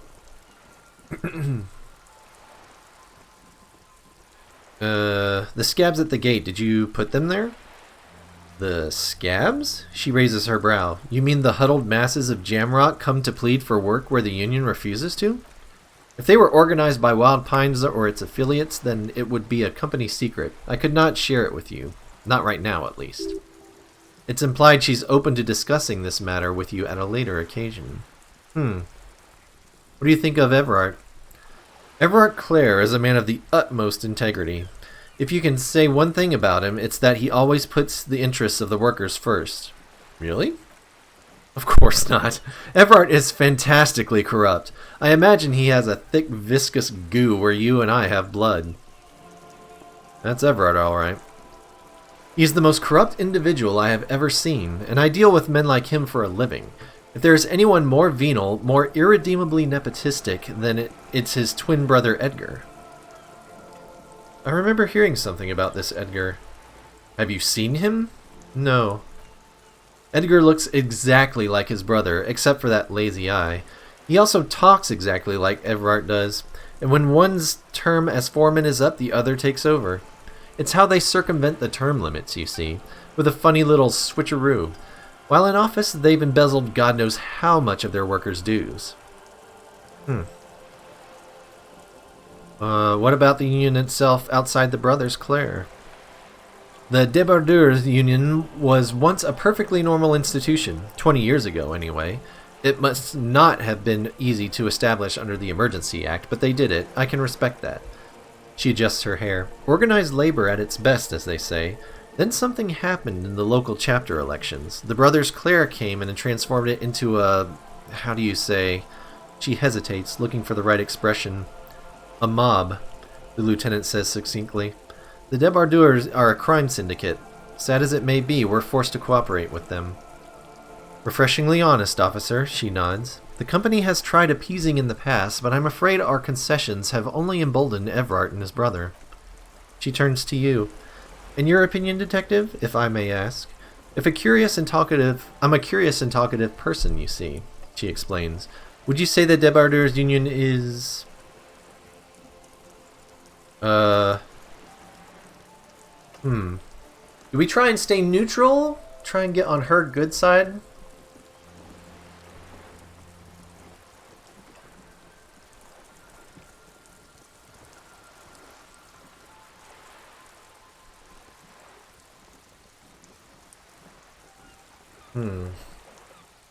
I don't like the Claire guy for sure. Maybe having her as an ally would be helpful. Let's try this.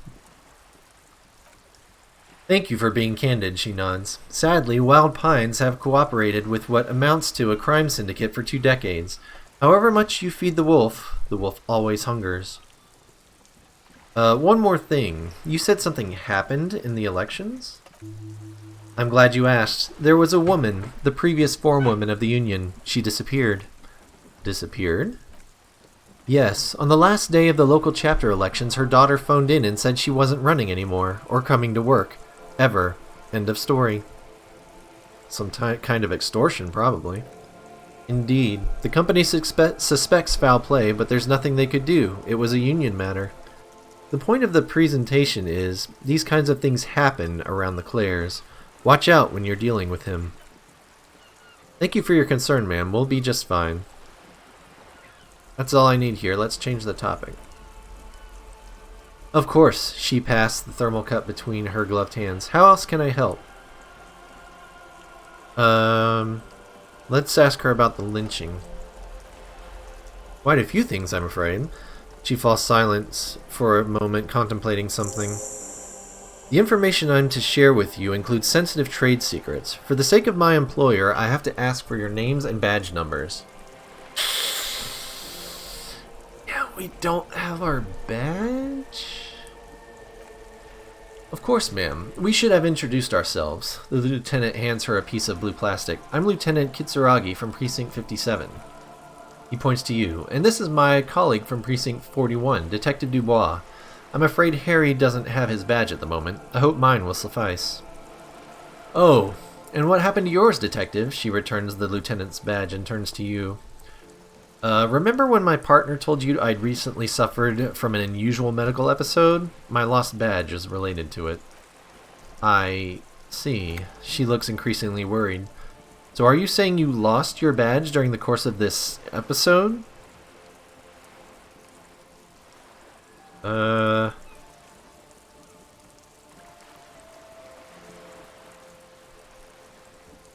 How honest are we? Would she appreciate the honesty?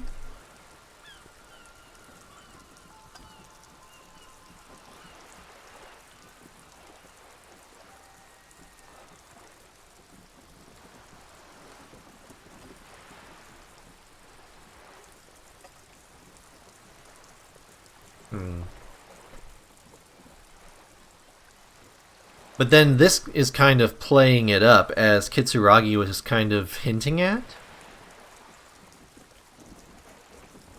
Could have eaten it for all I know. I don't remember anything. This world, this city, nothing. Oh dear! She sighs with confusion, sadness even. Some kind of encephalopathic amnesia? I don't even know how to respond. I do believe you, naive as that may sound. I simply can't imagine what you'd gain by faking such a condition. As I said, ma'am, the lieutenant interjects, his technique may be very unconventional, but he is an officer of the RCM. Of course, I sympathize. But I'm afraid I simply can't share anything more until I've seen that badge. She's a professional negotiator. She should be open to some sort of mutually beneficial arrangement. How do I negotiate my way out of this? This is a red check and cannot be retried.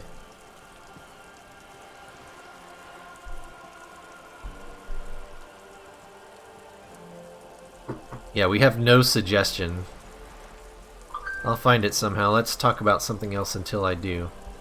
Of course. She grabs the mainstay and leads towards you. But before we do, officers, let me be perfectly clear. The situation is extremely volatile. The sooner we can speak about this lynching business, the better for all of us. Okay, thank you. That's all for now. Because we're going to save, and we're going to save scum that check. Since we are on a time... We're on a time loop here. I have to wait for that save to go. Yep, get info on the lynching. Did we pick something up?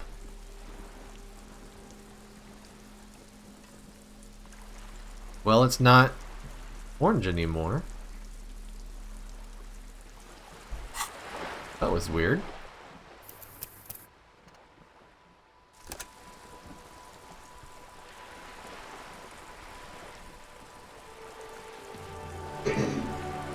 You're back. Good. What can I help you with? Alright, give it a shot. 28%. Big money, no whammies. Boom! We are hitting them today, guys. She's a negotiator. Just float a favor at her. Insinuate. Surely there's some other way to demonstrate our law enforcement credentials? I will be frank with you. She puts down her thermal cup. If I'm going to break protocol, I need to be able to justify it to my superiors. They're going to want to see something very tangible. You're in, but expect her to drive a hard bargain. Like what? Reports from inside Terminal B suggest it's a hub for the local drug trade. This is an open secret in Martinet. The Union controls the terminal, so it goes to reason they're profiting from this trade. The company has tried looking into the matter before, to no avail. Perhaps someone with your authority and resources might turn over the right stones? Or, she picks the cup back up, you can recover your badge. Though if I may be blunt with you, it sounds like that may be a lost cause. Detective, the lieutenant closes his notebook. A word in private before we continue. Excuse us for a moment, madam. This is not going quite as I hoped. This is not going quite as I hoped it would, Detective. The lieutenant's voice is hushed. How did you hope it would go? Honestly, I was expecting you to use your unorthodox technique to keep her off balance and, you know, not volunteer us to be her henchmen. Oh, so we're henchmen now? This woman is running circles around us. She might have known about your misplaced badge all along, or she's simply an adept improviser. Either way, we've played straight into her hands. Maybe this is all her plan? She might have heard about you. The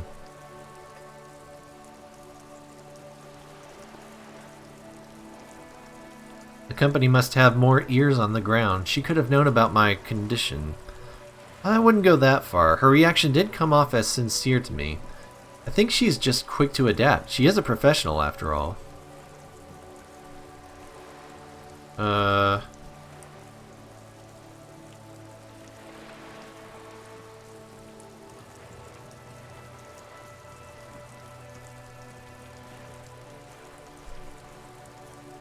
We could just, you know, buy my badge, but that seems unlikely. What do you propose, that we don't investigate the drug trafficking? No, if there's a reasonable suspicion, we must investigate. Otherwise, she could claim we're siding with the Union, or that we're on their take. We'd never hear the end of it. What I propose is, we ask her, then we investigate. Briefly. He adjusts his glasses. But do not share the outcome of this investigation with her. We tell her it's done and demand for her information on the lynching. We could find my badge. Oh, he nods slowly. That would be fantastic, but do we have the time? The world's is large and your badge is 8 by 6 centimeters. The situation might have changed drastically by the time you locate it. Time is of the essence. You could request a new one from your station, but that would literally take months. Let's get back to her then. It's already 8 p.m. Oh, we got to this discussion so late in the day.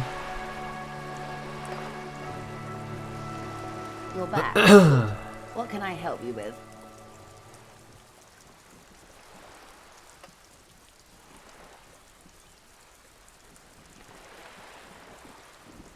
Okay. Tell me about this alleged drug trafficking.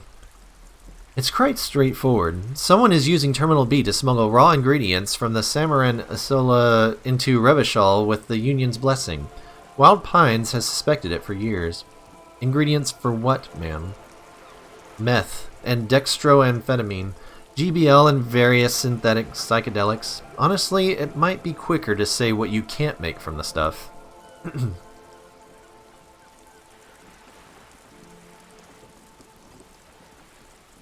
And you want us to investigate. Yes, but you won't get anything out of Everard in the Dockworkers Union. Still, she raises her bony finger. Every chain has its weak link. The handoff. The motor lorries at the roundabout. The lorries. Precisely. Someone needs to move the ingredients from the harbor into the city. Once they reach Jamrock, they're distributed to a network of local manufacturers well beyond our grasp. But in transit, they are vulnerable. How convenient that they're stranded like beached whales at that roundabout. Perhaps you've noticed that a number of lorries are tangled in a traffic jam at the roundabout just now? Interview the drivers who are still hanging about. One of them might be waiting for a crucial shipment. She gives you a knowing look. Her irises are light green like the river Esperance in bright daylight, upstream where it's clearer. I'll be explicit. If you find this driver, I will share company secrets with you. Uncovering Union secrets could also give you an upper hand when dealing with them. Okay.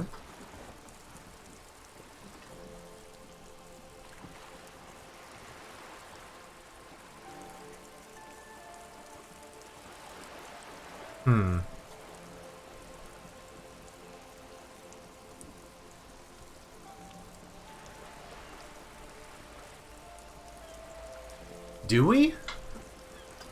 Or is that a lie?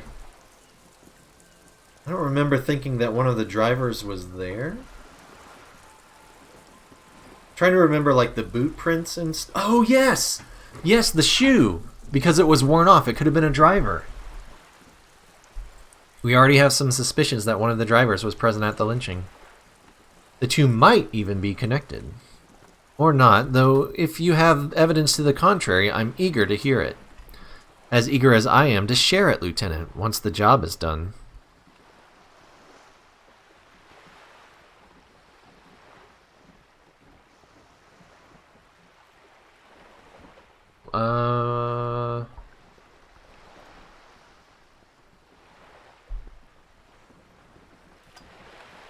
Why didn't you come to the RCM earlier? We did, on more than one occasion. Apparently there's some sort of inter-precinct disagreement about whose jurisdiction this area falls under. We know the company has launched its own probe into the Union's alleged involvement. We also know it's come up empty. It's not just the RCM. No one's been able to find any hard evidence. Well, she smiles and points toward the roundabout. Here's your chance, officers. It's no coincidence the lorries are stranded there like that, is it? No, we asked East Motor Track to raise the drawbridge. The road company is a partner of one of our subsidiaries. However, she pauses, looking to the sea. This is a limited time opportunity. Once the complaint has been processed by the trade committee, they'll have no choice but to lower the drawbridge, and the operation will continue. She looks north. Thousands of liters of raw ingredients will pour onto the streets of Revachol. Not the east across the river, but the west, the vulnerable, the weary. Well, at least this solves one mystery. What is that, Lieutenant? Why, I had to call East Motor Track and beg them to open the drawbridge for me. I'd wondered since I first drove in, on my motor carriage. I am sorry for the inconvenience, Lieutenant Kitsuragi, but we need them trapped here. This is a unique opportunity. I'm sure you understand. What proof do you have that the Union is involved? How do you think they're financing this strike? There are thousands of unpaid dock workers going strong for the 4th month straight. There was a shakedown of local businesses preceding the strike. Many were squeezed into bankruptcy to fund it. With all due respect to these desert cacti, the contents of a few cash registers cannot provide for 2,000 men. The local businesses can scarcely provide for themselves. So you think the strike is being funded with source ingredients for drugs? Precisely. Smuggled out of that very gate at night, most likely. Then loaded onto lorries and driven to Jamrock. You simply need to find one driver who will open up to you. Okay. I think I'll leave for now, since we got a time-sensitive issue here, and it already may be too late. It's 8 p.m. now.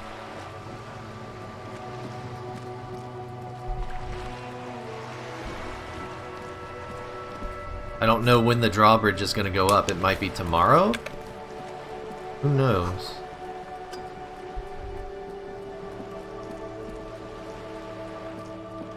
Yeah, you better keep walking. Okay, buddy.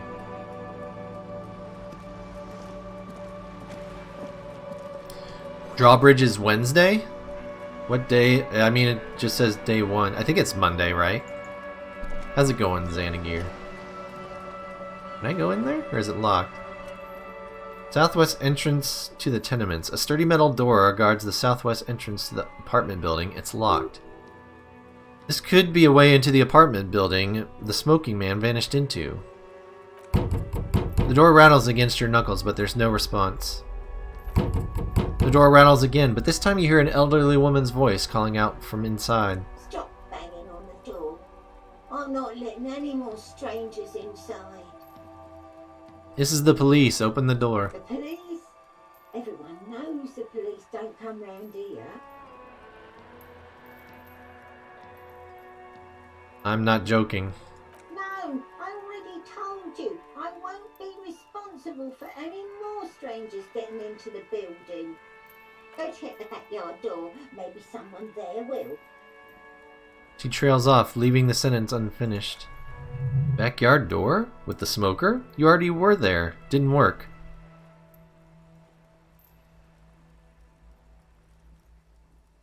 Hey, are you there? I've checked the backyard, but couldn't get in that way. Look, we've had enough problems with bums and drunks and thieves loitering in the hallway. You have no business here. Kim is here. Alright. You took a nap? Oh, nice. Can we hit it? Damn!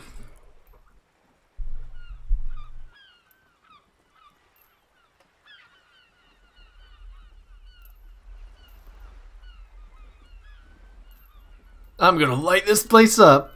I guess No, that one. you're No, not. you're not. You Yes, don't I see know. me, punk. I may be an old woman, but I can still take the likes of you. Ah.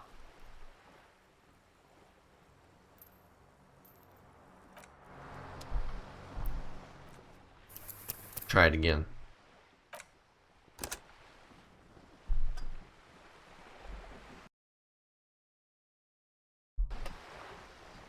Pretty sure I saved right after finishing this conversation. God, I hope I did. You're back. Good. What can I help you with? Yes, we did. Okay, good.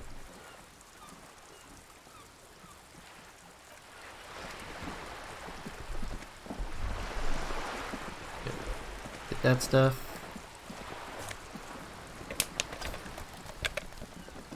Oh wait. Gotta get rid of all the green dots.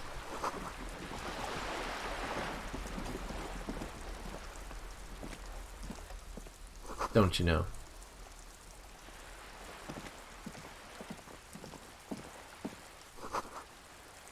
There's a girl up there? Did she spill the paint? Oh, yeah.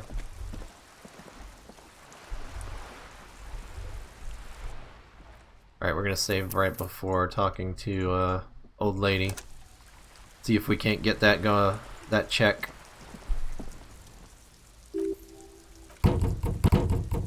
Stop banging on the door. I'm the police. Everyone knows. No, go check the backyard door. Maybe someone's booked. We've had enough problems with bums, Boom. drunks and thieves loitering. You're well versed in the kind of threatening legalese that implies criminal liability, but in fact has no meaning whatsoever. Ma'am, your non-compliance is hindering a police matter. I may be forced to refer you for potential prosecution. I know my rights, and don't you marm me, boy. The voice snaps back. But the sweeping on the other side has stopped. Miss, would it help if we offer to show you our badges? Ah, it's like a carrot to the stick. Sort of. Hold your horses. You hear the click of a night latch before the lady on the other side gets caught in a coughing spasm. I don't care about your stinking badge. Just come in. Hell yeah! Alright.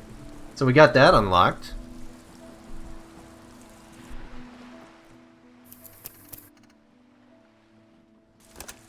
Okay, now let's go talk to the lorry guy.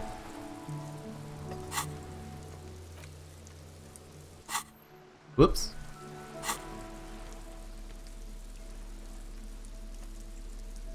Does it show our healing items somewhere? Because I think that's why it was orange.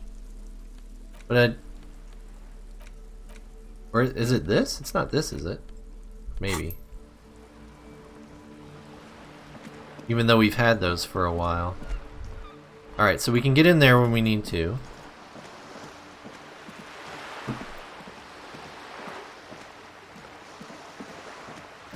Hopefully that thing doesn't collapse at some point. Oh, I can zoom out. Forgot.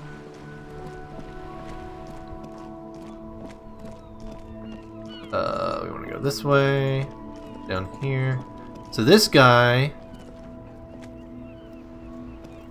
potentially one... There was somebody else, wasn't there? Or is he the only lorry driver?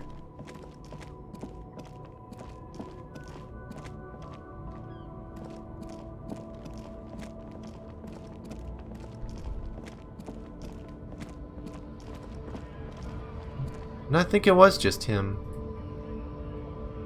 Okay. He seemed pretty cool. Wonder what we'll be able to get out of him.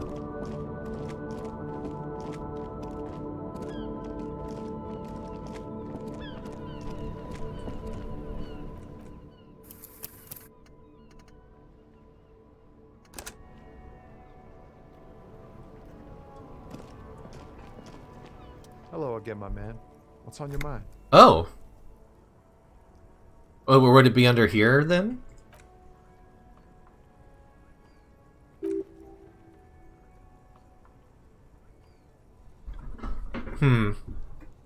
Okay. That's just the same conversation we had. Damn it. Can we break into a truck, maybe? How far down does this go?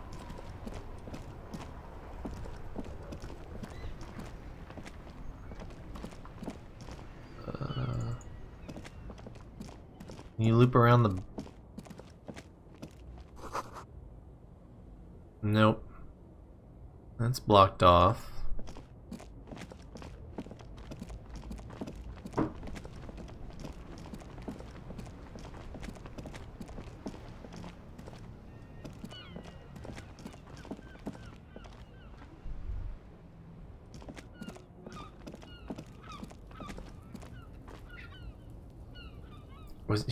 Was he a driver? Looking for Yeah. something? What's that argument all about? It's about biological determinism, natural law, the sorting of the races. He spits on the ground. Not the most popular topic nowadays, with the coalition in charge and all. You might want to change the topic. That is, bury your head under the sand like a common sheep. Oh, so you're just a racist. Makes sense.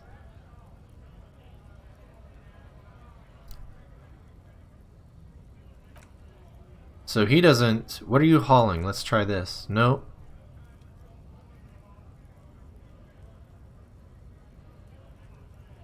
What kind of cargo are you supposed to pick up? Apples.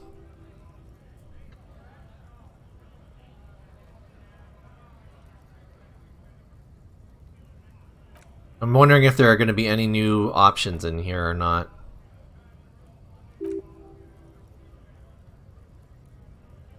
Yeah, I think it's just the same conversation. Can I...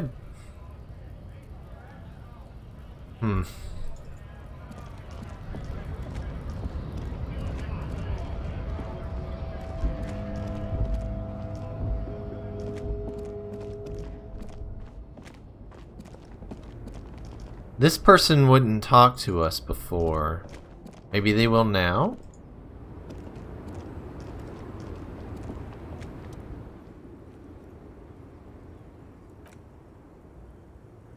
Alright. Can't talk to her still.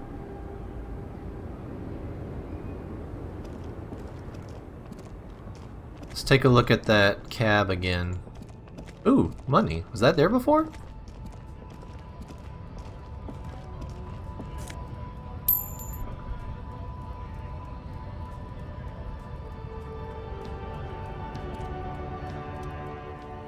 Look in the window. You think this lorry belongs to our tough guy? Likely yes. Back seat. Yeah. Book. Okay.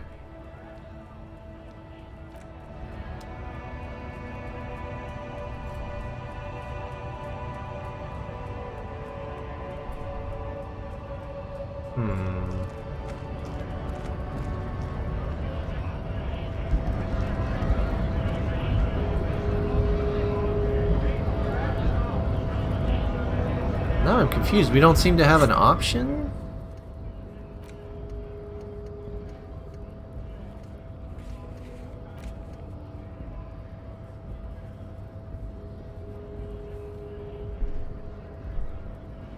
Or maybe we already have what we need? Because we talked to him about the apples?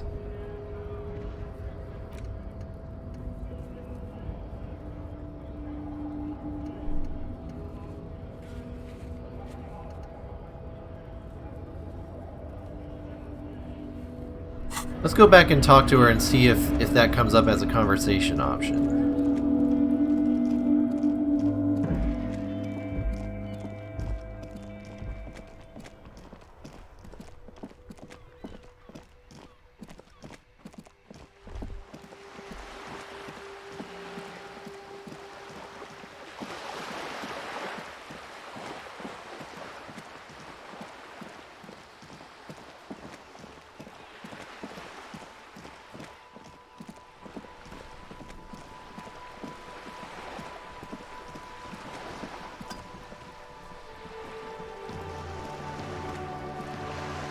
You're back. Good. What can I help you with?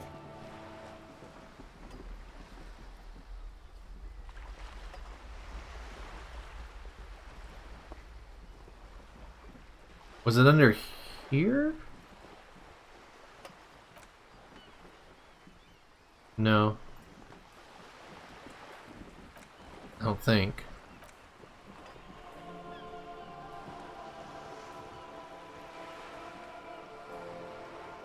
Wait.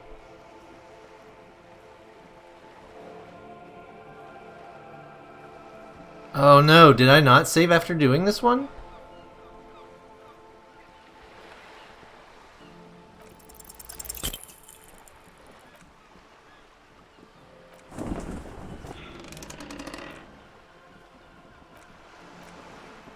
Can I just skip? Okay, I can do it here, good.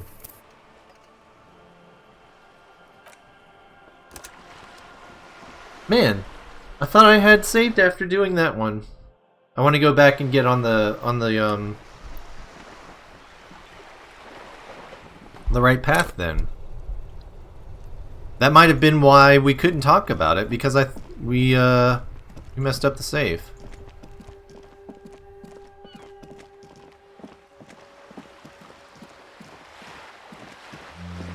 With the door.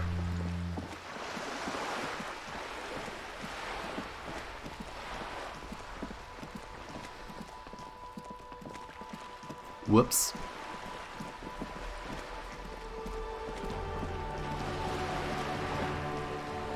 Well, hopefully this won't take very long.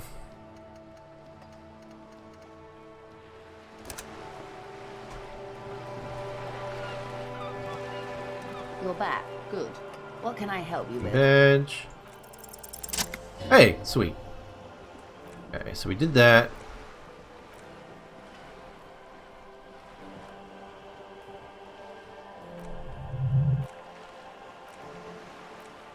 Yep, and then we had to talk with Kim.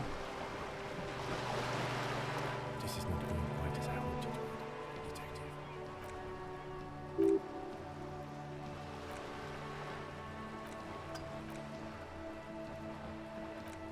detective. Did all that.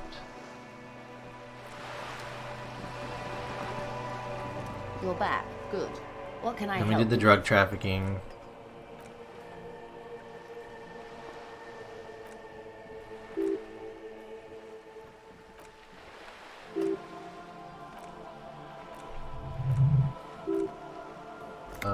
We did this. I think we did all the options.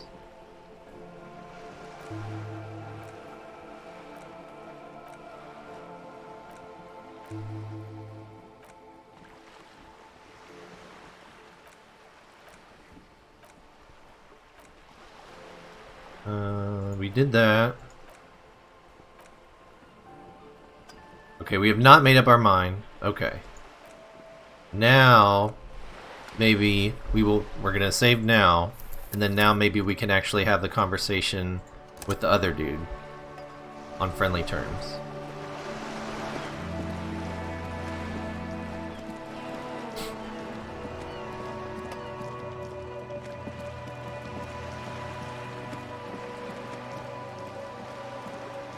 Although it seems like if anyone's doing it, it's that other guy, but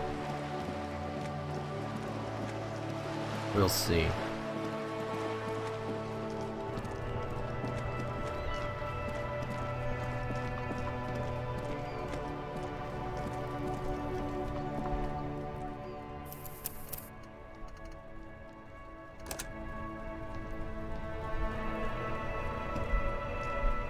Now it's turning into a kind of a snow limbo, man.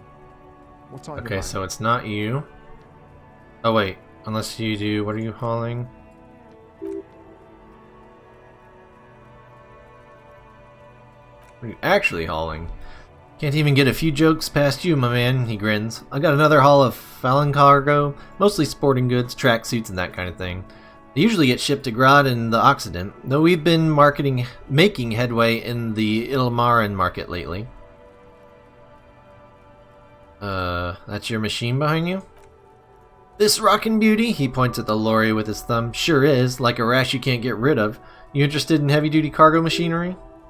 A motor lorry, also called a camion on Kailu and neighboring islands. This one looks roughed up enough to be some sort of a fallen rust bucket. Maybe the A6?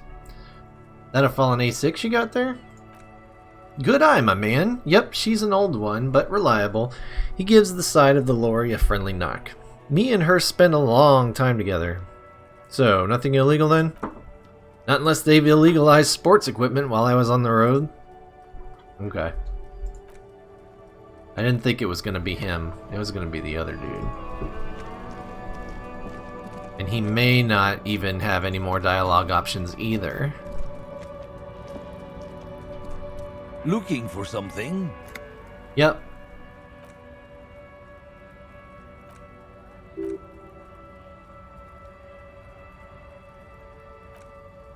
Yeah, okay. He didn't have anything either. So I think we're gonna try and do what I tried to do before, which is implicate that dude.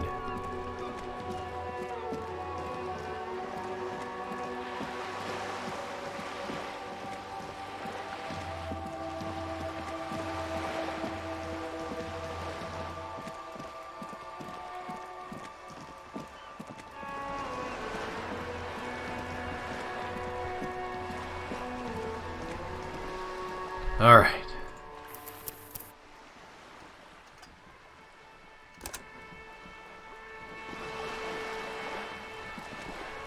You're back. Good. What can I help you with?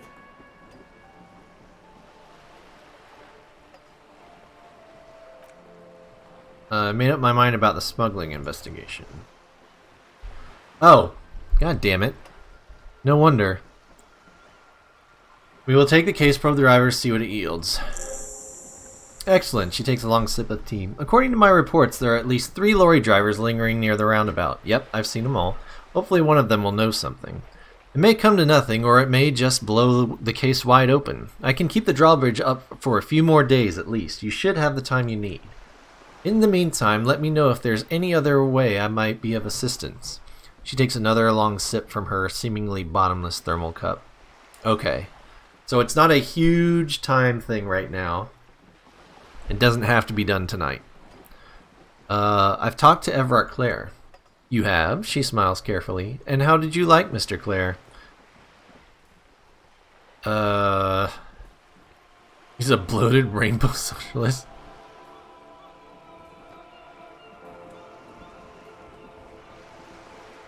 I didn't. Oh, come on now. He has his uses. How else would he have stayed in power all these years? Or wait, actually, she answers her own question.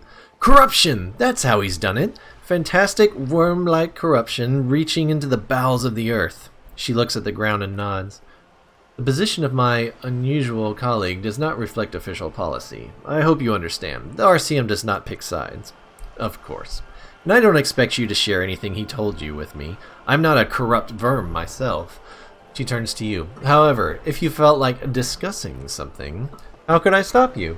Are we not human? Are we not curious to hear another person's take? It's only natural. We would only be, she smiles, gossiping. Intellectually speaking, it would be quite interesting to hear what she has to say about these things. Tell her she'll like you for it. God. Oh god, yeah, that's something that we want to say.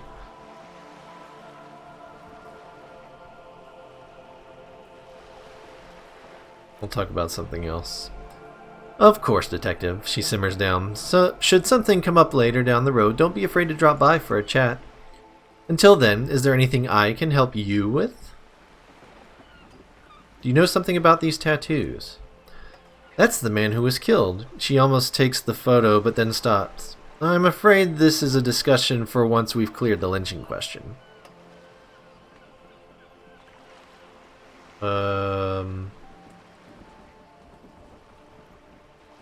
So you know something about the tattoos. Better not to tie the forestay to the backstay on this. I hope there is something else I can help you with. Give me a lowdown on reality. This reality? She pulls her hood closer around her neck. Yes, reality is your side cause. An experimental side case. It's related to that medical episode. I have trouble remembering even the most basic terms of reality.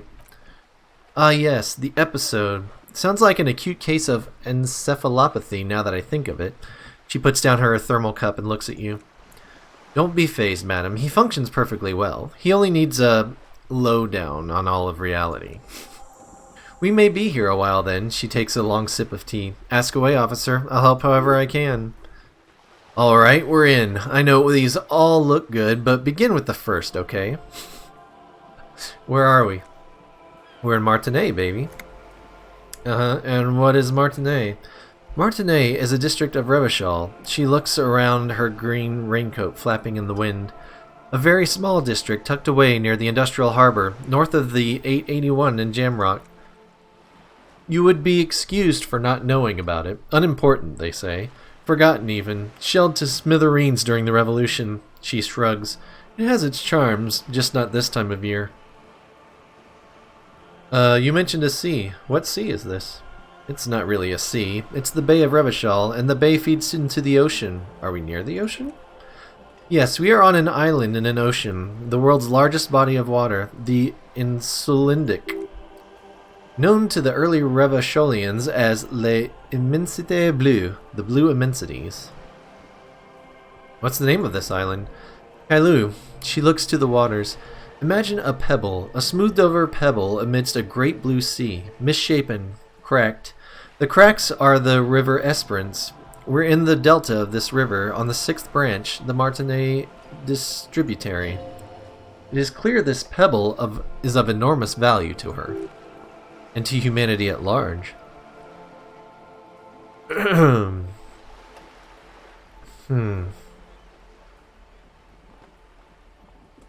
Okay, that's Martinez. What's Revachol?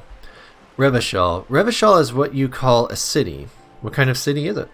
The great kind. What makes it great? History, detective. They built this city to resolve history. Our part in it, at least. Our centuries. When was Revachol built? In the DeLorean century, 380 years ago. And who built this city? The nations of the Occident, or migrant workers from Semenine and Ilmara, depending on your creed. And why will it resolve history? They say it is where the terrible questions of our time will be answered. The tensions are highest, the fault lines deepest. By that I mean conflicts, ideological conflicts, the stuff of men. Why here? We are standing on a fertile, self-sufficient island able to sustain up to 200 million people. In the middle of the Insulindic Ocean, the world's connective tissue. She smiles. It's where the money is. So we're in an unimportant part of an important place? So we're pretty much at the center of the world? Oh, we're quite a way off. About, she points across the water where the skyscrapers rise. A sparkle of lights on the horizon, like evening stars above the curvature of the planet.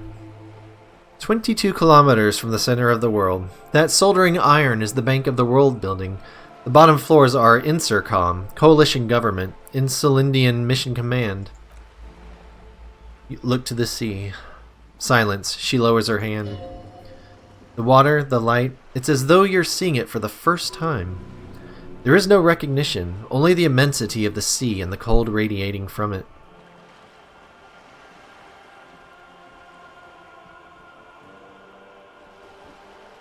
I don't know any of this. We are where we are. I have no truer answer to give, unfortunately. She watches you closely as you scan the horizon. This is one thought you need to complete. Where are you? Was there something else you wanted to know? I remember something about a lowdown. This has been informative, thank you, ma'am. I'm sure my memory-impaired partner has many more questions to ask. He turns to you, about even more fundamental aspects of reality. Might I suggest not asking them all right now? Ma'am, Messier will be here later, too, and tomorrow. Isn't that true, ma'am? Absolutely. My commitment here is long-term. Yeah, you're right. I'll continue later. It's better not to eat all your candy at once. Indeed, I am always at your service. What is this? Think of something close to you?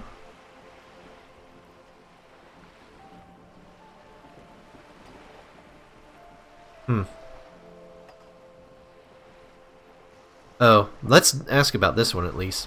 What is this acute encephalopathy? It's a neurological disorder caused by a lack of vitamin B in the brain. Symptoms include retrograde amnesia. It's quite serious. You should get yourself checked out. What causes it? Well, it's either bariatric surgery or long-term alcohol use. That's definitely the drinking. She nods slowly. What this boils down to is this reality thing is stupid. Blow this joint, grab a bottle, and drain that shit right down your throat. Yes, and lie about it too, to her.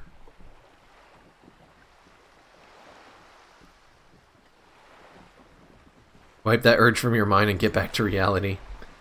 She stares at you, head tilted to the side, with a slightly concerned look on her face. That's all for now. You seem rich. Can I have some money? Might as well ask. Is what you want to say, but it isn't that easy, is it? What? Why not? Look at that lady. Take a gander. Squint your eyes, bub.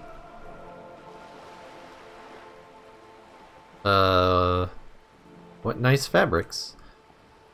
Why, yes, tucked away under that sturdy green raincoat, almost rustic in its simplicity, a silk shirt and matching scarf around her gentle throat, while dull orange pearls hang from her earlobes, red from cold. Her light green eyes scan you, full of knowledge and worry, wealth and all its possibilities. These are the kind eyes of the rich man that seem to say, everything is possible, within reason. Yeah, so? Now look at you, you misery-clad simian, barely able to tie your own laces. Your armpits are lakes, a scythe of booze precedes you, your hair sticks to your forehead, and your underwear feels uncomfortable.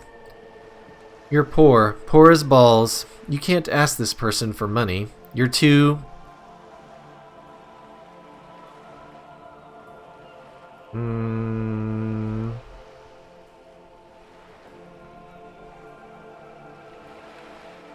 ashamed?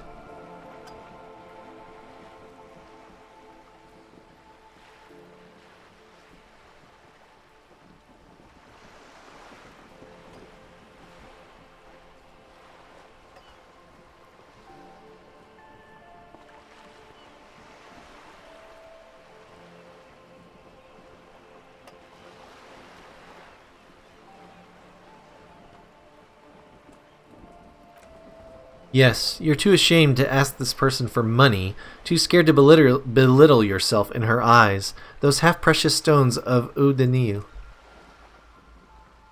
As I was saying, her voice breaks the silence and suddenly you're back again.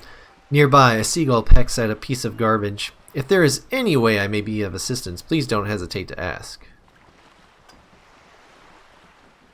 42%, huh? And I can retry it? We'll give it a shot.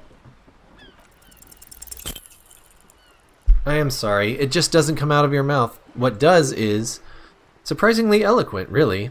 The last one, not the first three. Those are ape speak. I could just say money.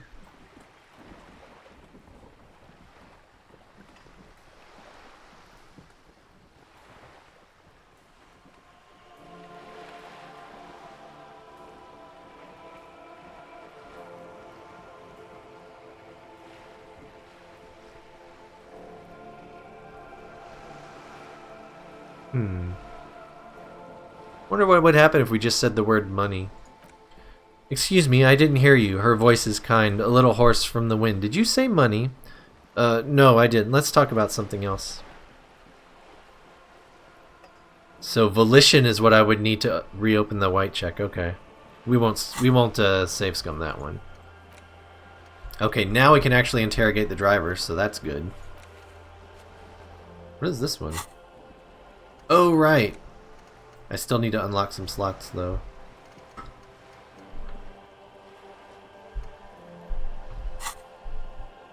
That's all for now. Now let's head back over to the guys. Now maybe our friend will tell us about anything he knows about any smuggling. He may not be doing it himself, but he may know something.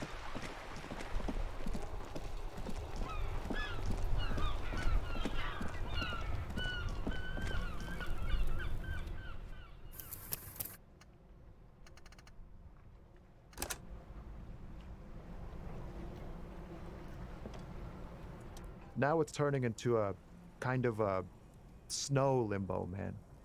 What's on your mind? You seem like a man who knows about drugs. Man, me and narcotics go way back. He folds his hands behind his head and leans back. Had some good times surfing the psychic waves of my own consciousness, you know. But he pauses, letting the memory dissipate. Those days are behind me. There are other addictions in my life now. Why the inquiry, my man? Let me be straight with you. I'm trying to figure out who's smuggling drugs out of Terminal B. The lieutenant steps in. We have a credible lead, sir. Someone on this roundabout is waiting for a bulk shipment from the harbor to load it on their lorry and drive it to Jamrock. Not me, man. No way. I don't need any trouble. Shit's bad enough anyway. This jam's got folks up in arms, and I'm afraid it's headed toward a conflagration. Who do you think could be conducting the drug trade, then? Look, man, I try to stay away from the criminal underbelly of Revachol. I'm a guest here. You really need to find another man to probe with those questions. We wouldn't say he's lying, sire. Alright. I didn't think he would. This lady won't even talk to us.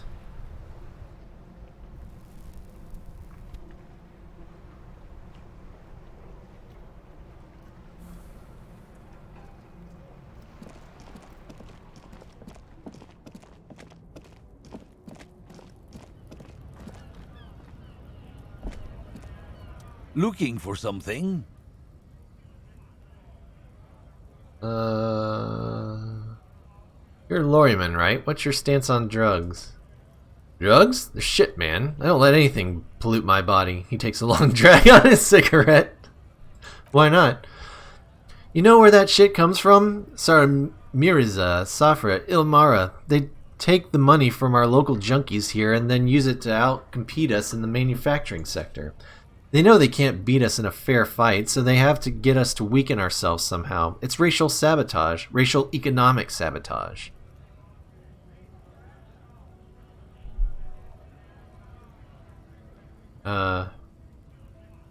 Listen, I agree. It's our responsibility to keep this poison off the streets of Revachol, right? Try and keep him talking? He eyes you warily, unsure how to respond. This goes on for about 2 seconds, then... I don't know shit, and if I did, I wouldn't tell you. He puffs on his cigarette. And what are you still hanging around here for? Most other commoners have left.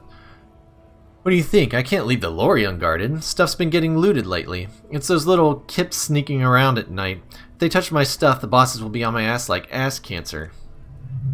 There was a bunch of spilled boxes in the back of a big lorry nearby. I did see one lorry with the trailer doors open on my way here. Do you know what happened? Yeah, I knew that guy. He was an honest driver who loved his country. We were having a good debate about genetics when the Whirling in Rags, when some kipped boys smashed his luck and took damn near everything. Lost his fucking job over it. He takes a long suck on his cigarette, appearing to savor the taste. Since he left, I haven't had anyone to talk to. If they were getting drunk inside the Whirling in Rags, how could they know who broke into the lorry? If you all were at the Whirling, how do you know who it was the Kips who broke into the lorry? What, aren't we allowed to say that it's the Kips who do all the stealing around here? It's not rotor science, man. If it's not you, then who's running drugs through Terminal B? Isn't it obvious? Fucking Silang, that beady-eyed South Samaran. He spits on the ground. His little side business is a scam. I wouldn't be surprised if he was peddling drugs as well. Who's that? He's the Samaran guy who likes to pretend he's some kind of businessman. Really, he's just selling his employer's stuff. Stuff he stole after he broke the seals on his Humanox Lorry. Where do I find him? Just follow the smell. It smells like apricots and oil when you're nearby. The lorryman lets out a raspy croak at his own sense of humor. Yes, yes, where is he? Looks like I offended your partner there. He doesn't look at the lieutenant. Too bad. Siling's usually a little bit south of here, near the canal. You can't miss him. Just watch yourselves. His tribe are natural liars. It's in their blood. He nods in a sagely manner, then another puff of that cigarette. He's your man, all right, 100%. I wouldn't be so sure about it, not until we've heard what Silang himself has to say. Guess we'll need to pay him a visit. Yes, so. He grins, contented with himself. What are you whining about, Daisy? You want to come say hi to peoples? Huh. What are you crying about? I'm not going to chase you around, you booger. Alright. So where was the... is this... What was the one that was broken open? Can we look inside it? Was it this? Is that... But that one didn't have like a... Maybe it's this one. Daisy.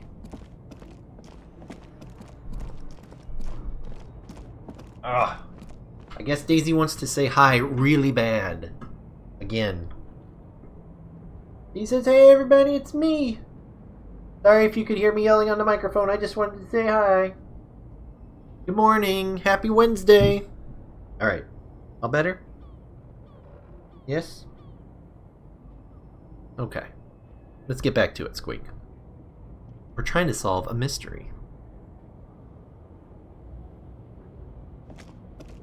So which was the one that was broken into?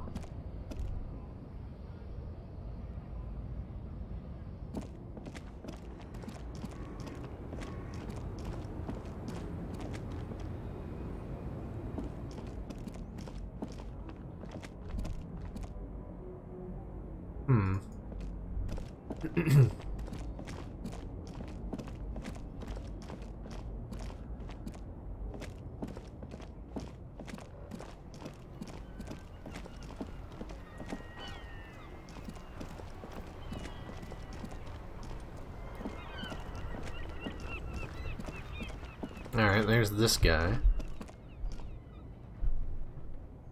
Butt scratches for Daisy. Alright, let's see what this one has to say. You see a Samaran street vendor surrounded by a motley assemblage of goods. When he realizes you're looking at him, his face breaks into a wide, welcoming grin. The name Seleng is embroidered over his breast pocket. Happy shopping, officer. Everything's cool here. What's so cool? Everything's cool. The goods are cool, the customers are cool, the place is cool. And one more thing, officer. From out on the bay, a cool wind gathers. It sweeps into the city, tugging at the textiles hanging around the stand. Some distance away, the sound of a tin can clattering across the street can be heard. You're very cool. He makes both hands into finger pistols and fires a few finger bullets into the air.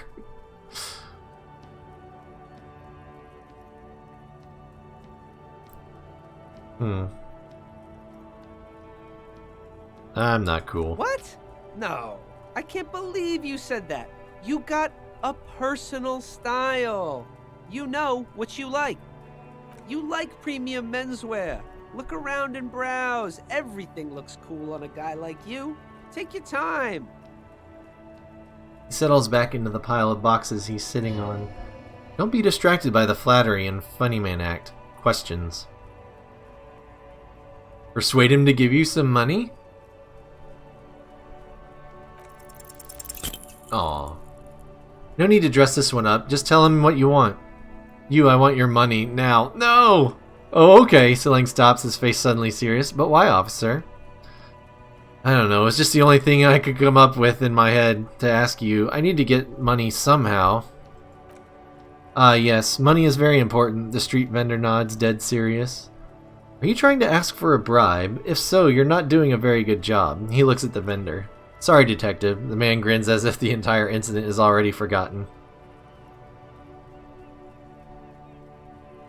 What's your stance on drugs? Drugs? For a moment, he's unsure how to respond. I don't go in for that, officer. Drugs ruin lives. Unless you're into drugs, of course, in which case drugs are excellent. He kisses his fingers. Tasty, tasty drugs. I'm super into drugs. We're looking for a lorry driver who is transporting drugs out of the harbor. He or she is in this traffic jam.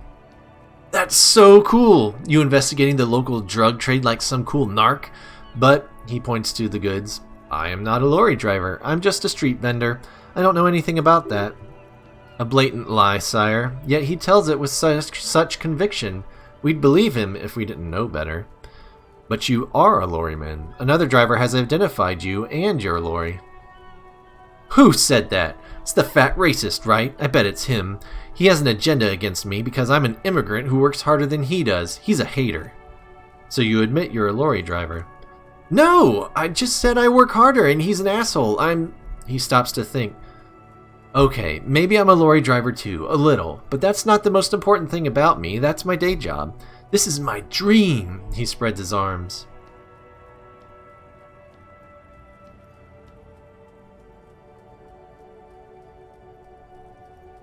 So you forgot to tell me?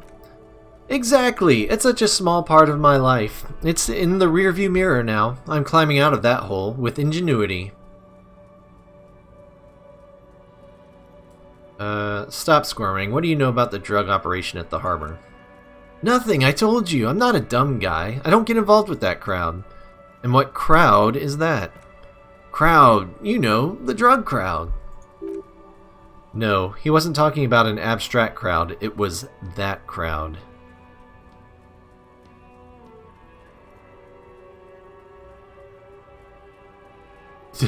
Could get really mad. You're wasting my time. Tell me who the fuck is transporting the drugs here. Okay, if you don't know, then I'll tell your employer you've been selling his stuff. That might work out.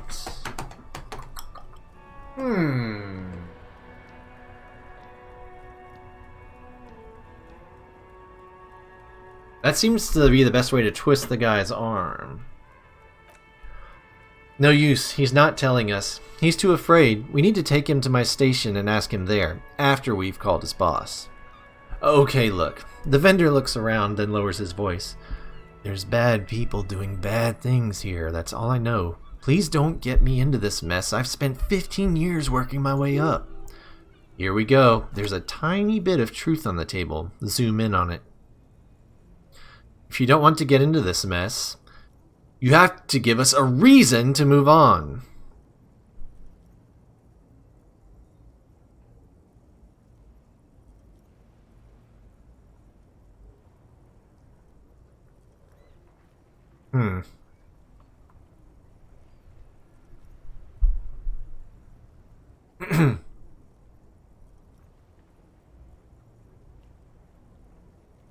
We're buddy selling. Help us out. No one will know it was you. It's a she, okay, he whispers. The other drivers call her the lady driver. You're better off staying away from her. The way they talk about her, he shakes his head. She's no lady.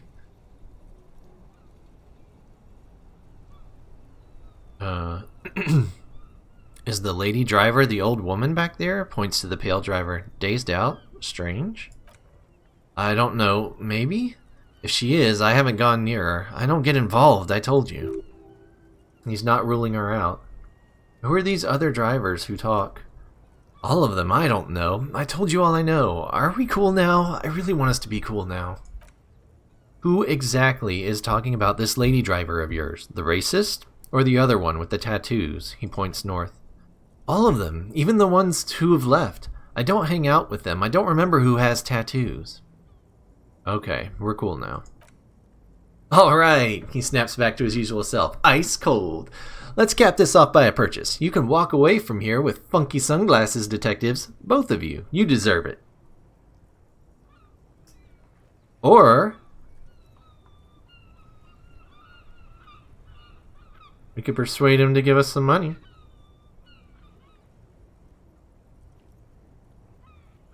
Interesting how we get to try this one again. But alright. Hey, start with a little compliment, then work your way up from there. This is about business, remember?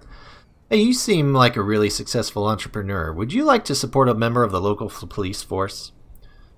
Oh, okay. The man stops, his face suddenly serious. But why, officer? After all this mess, the broken seals, lying to you, come on. Think of it as an investment. An investment? He raises a brow, intrigued. What kind of investment?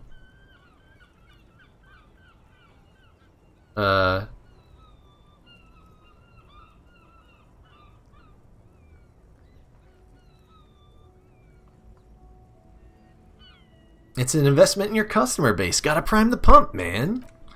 Fair point, he agrees. You can't have a successful business without a loyal customer base. How much is your loyalty worth? 1 million real. 10 is like double what we have already.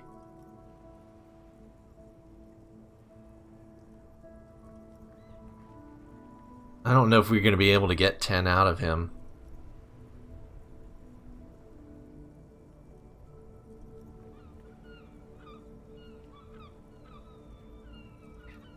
Maybe? Let's try 10. Hey! Nice.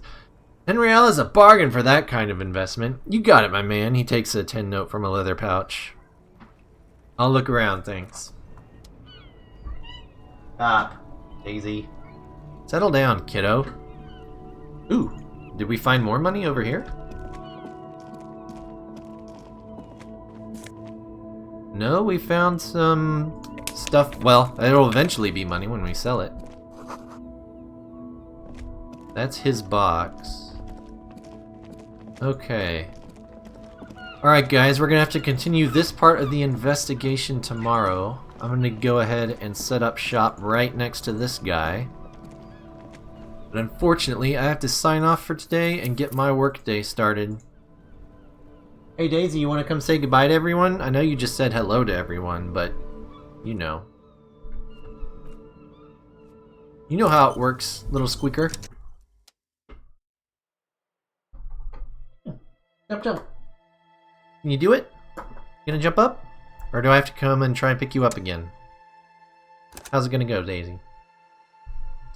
How is it gonna go, little squeaky? Hey, there she is. There she is. Rah. Thanks for hanging out this morning, everybody. Hope you enjoyed the stream. Daisy hopes so too. Bye, everybody. Thanks for hanging out today. I'm the cutest kitty on Twitch. We'll be back tomorrow morning at 6:30 a.m. Eastern Time to continue our investigation. This is getting interesting with some little side case on the side with this drug smuggling. I'm interested to find out where this leads. If anyone is brand new here and enjoyed the stream, I would appreciate the follow. Also, pow. There's links to all the things. Feel free to join us in our Discord. We'll be hanging out there all day if you'd like to drop in and chat with us about video games and all sorts of stuff. I know we got the PlayStation 5 tech briefing today. I'm really excited to learn more about that. I think that's at noon Eastern? It's in a few hours. Maybe it's 1. I don't know if Xanagir, if you know what time it is. But that'll be later today. We'll be talking about that stuff. Looking forward to seeing what they have to say. But otherwise, we'll be back tomorrow with some more Disco Elysium. Hopefully, I'll be able to see you then. Have a great one, everybody. Bye.